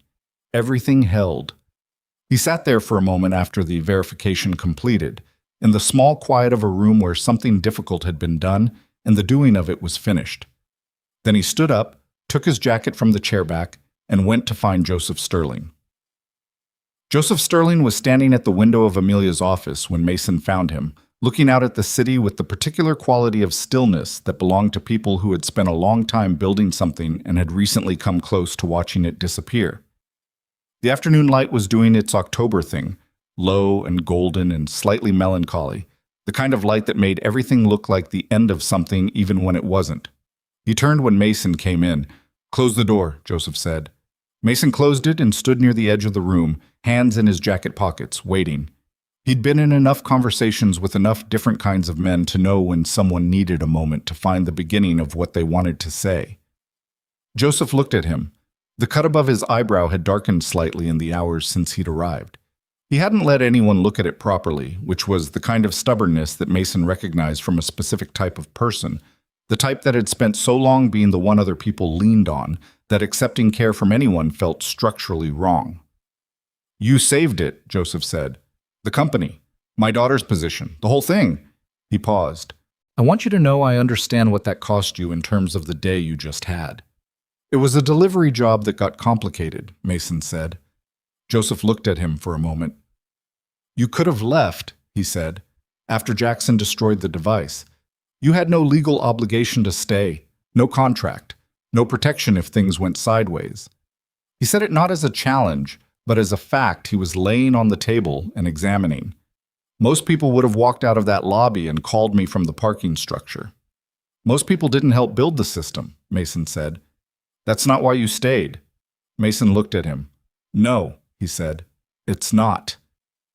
Joseph nodded slowly, in the way of someone receiving confirmation of something they already believed but had needed to hear, said plainly. "There are people in that building," Joseph said. "Ordinary people. The ones who don't make decisions about board sessions or financial transfers or security architecture. The ones who just come in every morning and do their work and trust that the place they work isn't going to be dismantled around them." He looked at his hands. "You stayed for them." "Partly," Mason said. "Partly I stayed because I said I'd do a job and the job wasn't finished." "Same thing," Joseph said. "In the end." They were quiet for a moment. Outside, the city moved at its ordinary pace, indifferent to the events of the day in the particular way that cities were indifferent. Not coldly, just continuously. Too large and too various to register any single building's crisis as more than a detail in its aggregate motion. "I want to offer you something," Joseph said. "Not as payment, as an invitation." He turned from the window. "Sterling Dominion is going to need to rebuild its security architecture from a clean foundation, not just the technical systems, the culture around them, the way the company thinks about protection, about who gets access to what and why, and who's responsible for the answer." He paused. "I'd like you to lead that work." Mason looked at him. "I repair systems for a living. You do considerably more than that, and you know it." "I have a shop," Mason said. "A real one. 3 employees, clients who depend on it." "I know." Joseph didn't press. He let the offer sit in the room as what it was. An offer, not a demand, made by a man who understood the difference. "I'm not asking you to give up your life. I'm asking if there's a version of this that fits inside it." He paused. "Think about it. That's all I'm asking." Mason thought about his daughter. He thought about the way she looked at him across the breakfast table in the mornings. The specific, unself-conscious quality of a child who had not yet learned to filter her own trust, who took it for granted that the person across from her was exactly who they appeared to be. He thought about how much he wanted to stay someone she could look at that way. "I'll think about it," he said. Joseph nodded. That was enough for him. Amelia found Mason in the lobby. It was past 5 o'clock by the time he came downstairs, after the conversation with Joseph, after a final check on the Sentinel system with Grace, so present to document the clean state of the architecture, after shaking hands with Catherine Marsh, who had looked at him over her reading glasses and said simply, "Thank you for what you did in that room today," in the way that people said things when they meant them without decoration. The lobby was different in the late afternoon than it had been in the morning. The marble floor had the same quality of light bouncing off it, but the energy was different. The particular exhausted calm of a space that had been through something and was settling back into itself. The turnstiles worked. The front desk was staffed. 2 of the regular guards were at the security checkpoint running the ordinary end-of-day badge-out process. Amelia was standing near the center of the lobby, not quite waiting, more like she'd been passing through and had stopped when she saw him step off the elevator. She was still in the same clothes she'd had on that morning, which Mason noticed because it was evidence of how the day had moved. No time to consider anything as practical as changing, no moment where the situation had paused long enough to allow for it. There was a tension in her shoulders that hadn't been there in the morning, the specific accumulation of a day that had required everything from a person and then asked for a little more. "You're leaving," she said. "My daughter gets out of school in 40 minutes, Mason said. "I try to be there." She nodded. Something moved across her face briefly. Not sentiment exactly, more like recognition. The look of someone encountering a specific value system and understanding with a kind of respect that it was not negotiable. "I owe you an apology," she said. "You don't—" "I do." She said it in the same way Jackson had said it, not performing contrition, just acknowledging a fact she'd already made her peace with. "I spent the first half of this morning convinced you were the problem. I said things and made assumptions that—" She stopped. "I was wrong. I want to say that plainly." Mason looked at her. "You had an encrypted device show up in your lobby during a lockdown, delivered by a man you'd never met, citing your father as authorization. You were appropriately cautious." "I was suspicious in a way that had nothing to do with caution," she said. "I looked at you and I saw what I expected to see. An ordinary man in an ordinary jacket who couldn't possibly be—" She stopped again, and this time the stop was longer. "That's not caution. That's a habit, and it's one I intend to work on." He held her gaze for a moment. She meant it, the whole of it, not just the apology but the analysis of herself within it, the willingness to look at her own pattern and name it without softening it. "Accepted," he said. She let out a breath. Not quite relief, more like the release of something she'd been carrying at the back of the day and hadn't had room to put down until now. "My father offered you the security architecture project," she said. "He mentioned it." "It's a real offer," she said, not ceremonial. "The company needs what you know, and more than that—" She paused, choosing the next part carefully. "We need the way you think about it. You stayed in this building today when you didn't have to, and you spent every minute you were here thinking about the people inside it instead of what the situation could get you." She looked at him directly. "We don't have enough of that. We had the opposite of it, as it turns out, and it nearly cost us everything." Mason was quiet for a moment. He looked at the lobby around him. The marble floor with its afternoon light, the turnstiles running their ordinary click, the guard at the checkpoint who had absolutely no idea what had happened 42 floors above him today and was going to go home tonight and eat dinner, and that was exactly as it should be. "If I take it," he said, "I set the terms." "Within reason," she said. "My terms are reasonable," he said. "I keep my shop. I work on the architecture part-time, as a consultant, with a defined scope that doesn't expand without renegotiation. I build the systems and I train the people, but I don't run daily operations and I don't sit in management meetings." He paused. "And the work is oriented toward protecting people in the building, not controlling them. If I find, at any point, that the system is being used to surveil employees beyond the scope of genuine security needs, I stop." Amelia looked at him for a long moment. "That's a more specific set of terms than I expected." "I've thought about it since your father mentioned it," Mason said. She almost smiled. It was the first real one he'd seen from her all day. Not the controlled professional expression she'd maintained through the boardroom and the terminal room and every other high-stakes moment, but something smaller and less guarded, the kind that appeared when a person was caught slightly off guard by something that pleased them. "Agreed," she said. "All of it." They shook hands. It was a brief, practical handshake, the kind between two people who had both been through enough that formality felt beside the point, but who understood that some things still needed to be made concrete. "Get to your daughter," Amelia said. "I will." He picked up the bag he'd set near the base of the lobby column, then he stopped. "The system is clean," he said. "Sentinel is running on a new authentication structure. The secondary tunnel's gone. Walker's access is revoked at every level, including the ones he built himself." He paused. "Grace has the documentation to support everything the regulatory investigation is going to need. It'll be a process. But it's solid." "I know," she said. "Thank you." He nodded once. Then he walked toward the exit. At the door he paused for one moment.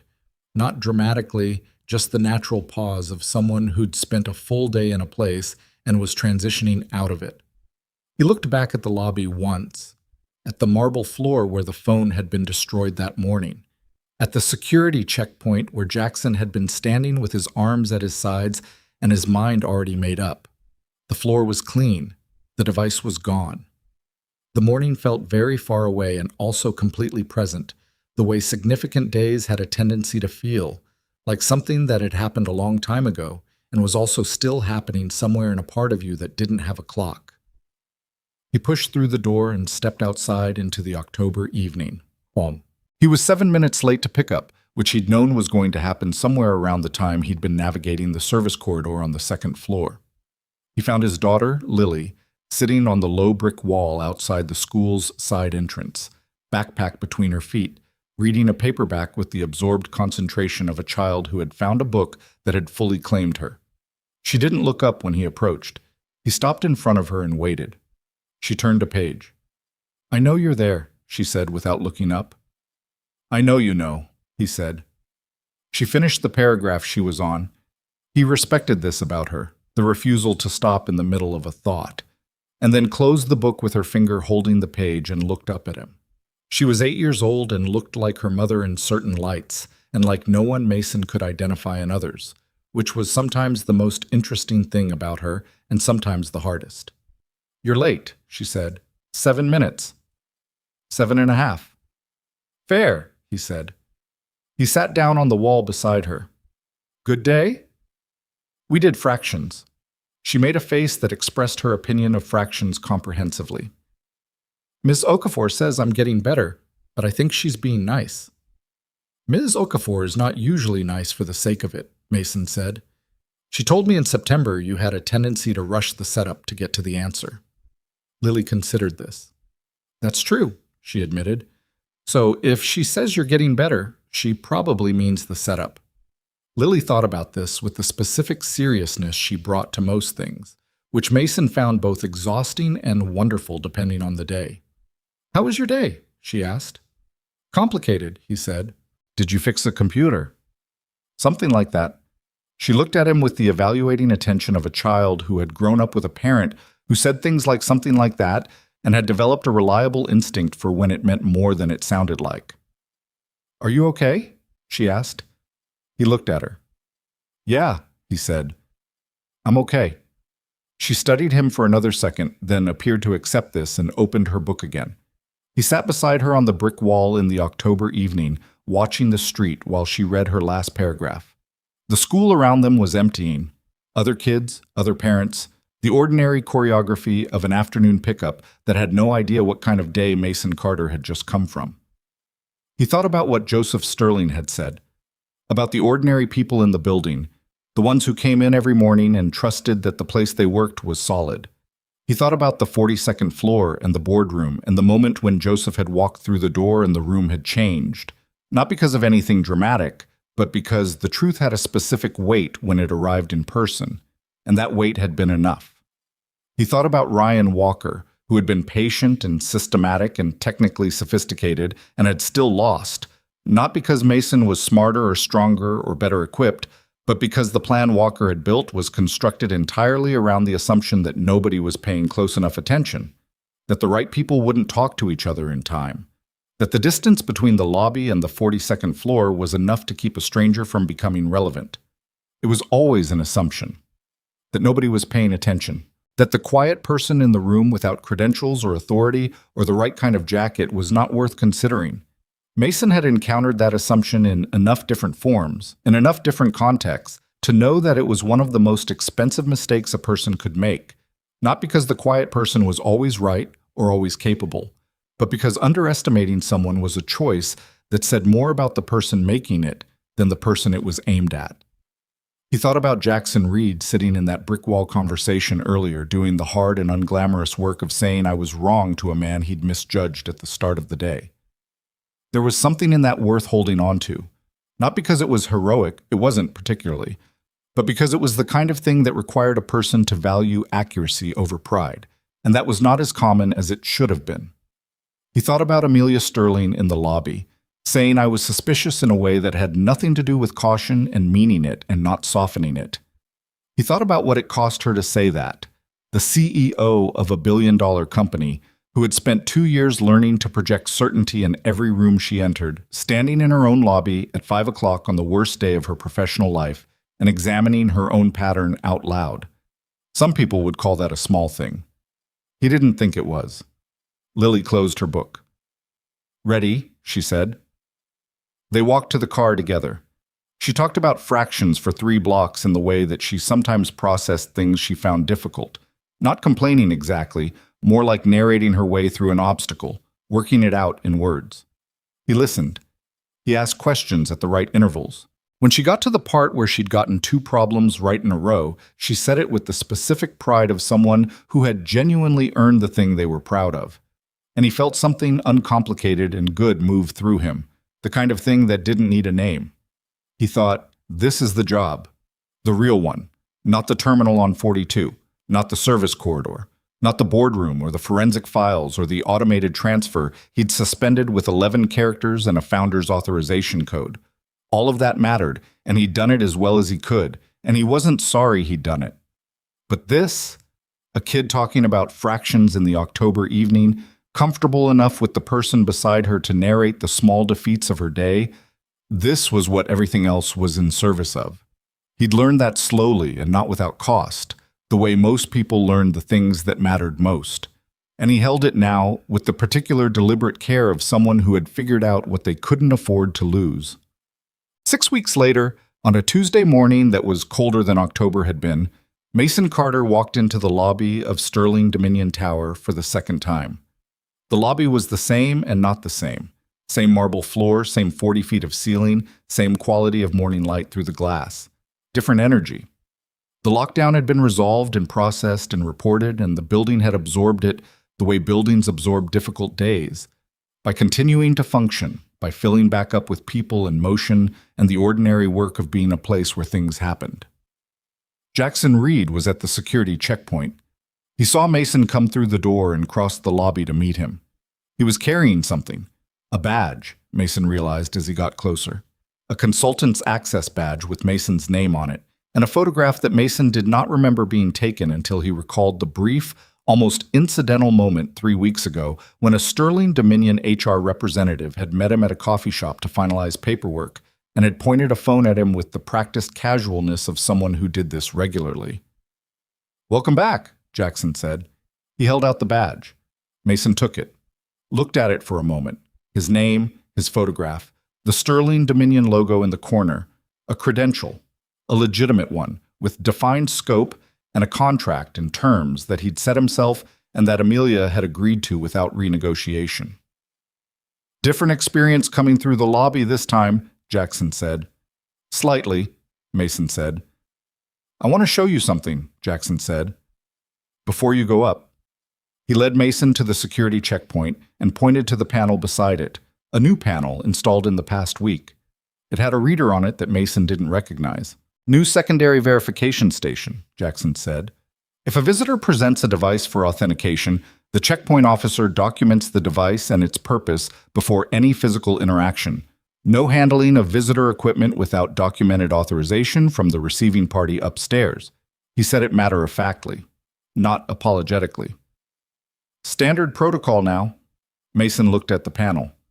"Who designed it?" "I did," Jackson said, "with input from your specification notes." Mason had sent Jackson a document 3 weeks ago, informal, not a deliverable, just a set of observations about the security checkpoint protocols and where they'd been vulnerable to the kind of social engineering that Walker had used to set the morning in motion. He'd sent it because he'd been thinking about it and because Jackson had asked, at the end of one of their check-in calls, whether Mason had any thoughts on preventive protocol redesign. He hadn't expected Jackson to move that fast. "It's good," Mason said. He meant it. The design was practical and direct and addressed the actual failure point without overcomplicating the procedure.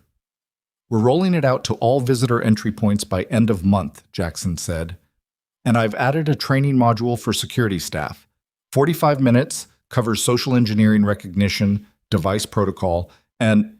He paused. "The difference between following orders and following judgment." Mason looked at him.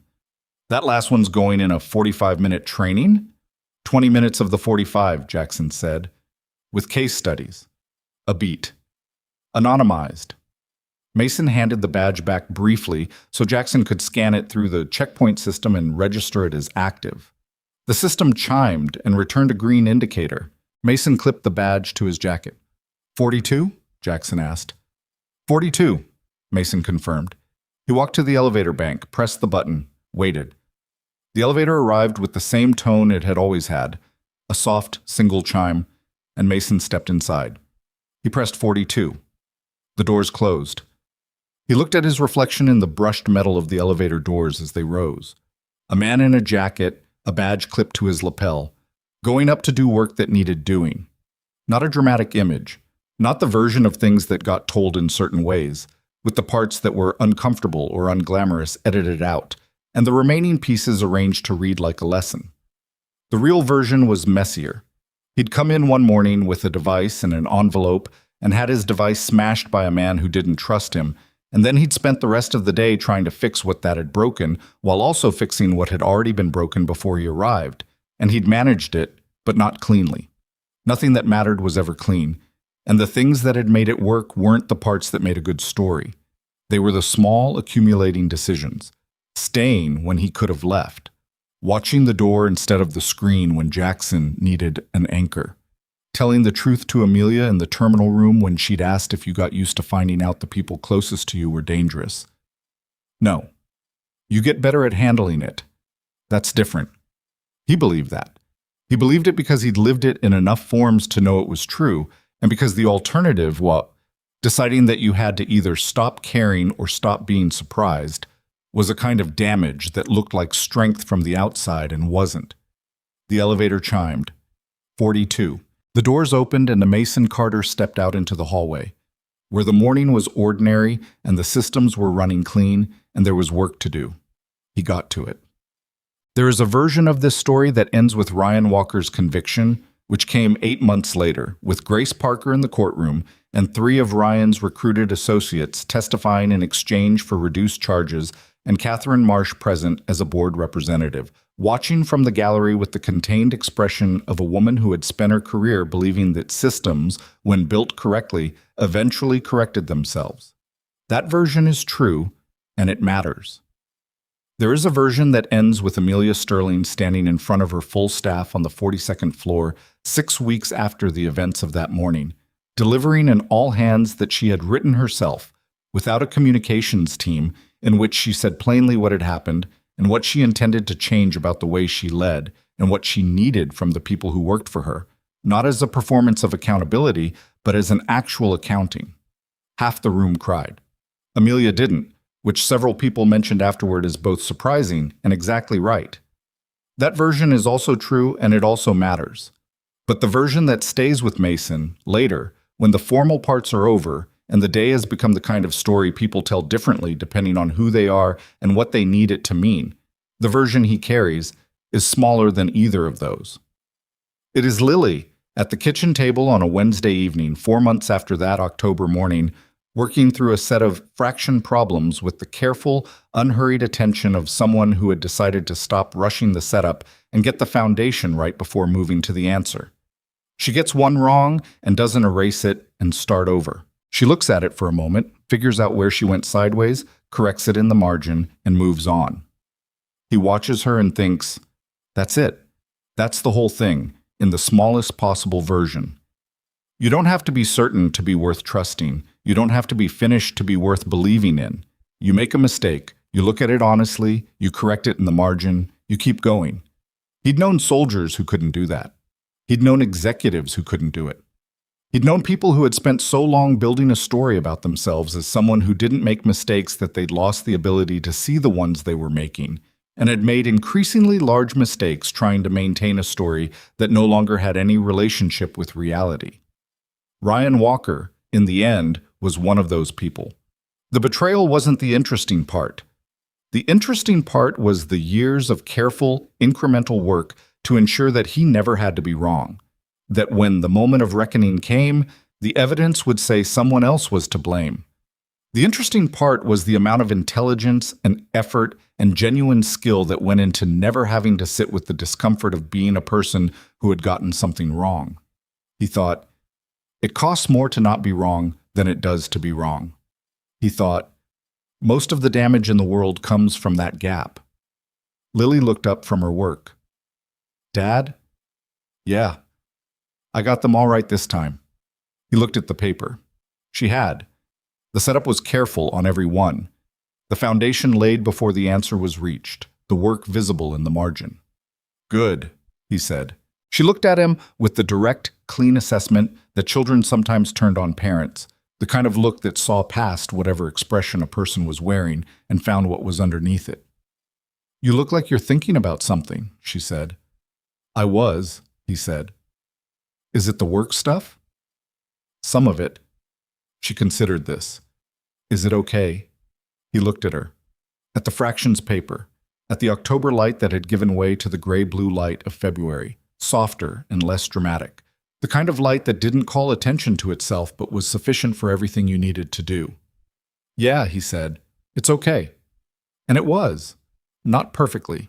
Nothing was perfectly okay, and he'd long since stopped measuring things against that particular standard. But it was solid. It was real. It was built on something that had been tested and had held. That was enough. That had always been enough. He pulled a chair out and sat down beside her, and they worked through the next set of problems together, in the quiet of an ordinary evening, while outside the city continued its motion. Indifferent and continuous and full, the way cities always were, the way life was, carrying everything forward, without ceremony or announcement, floor by floor, moment by moment, without knowing and without needing to know how much any of it mattered to the people moving through it.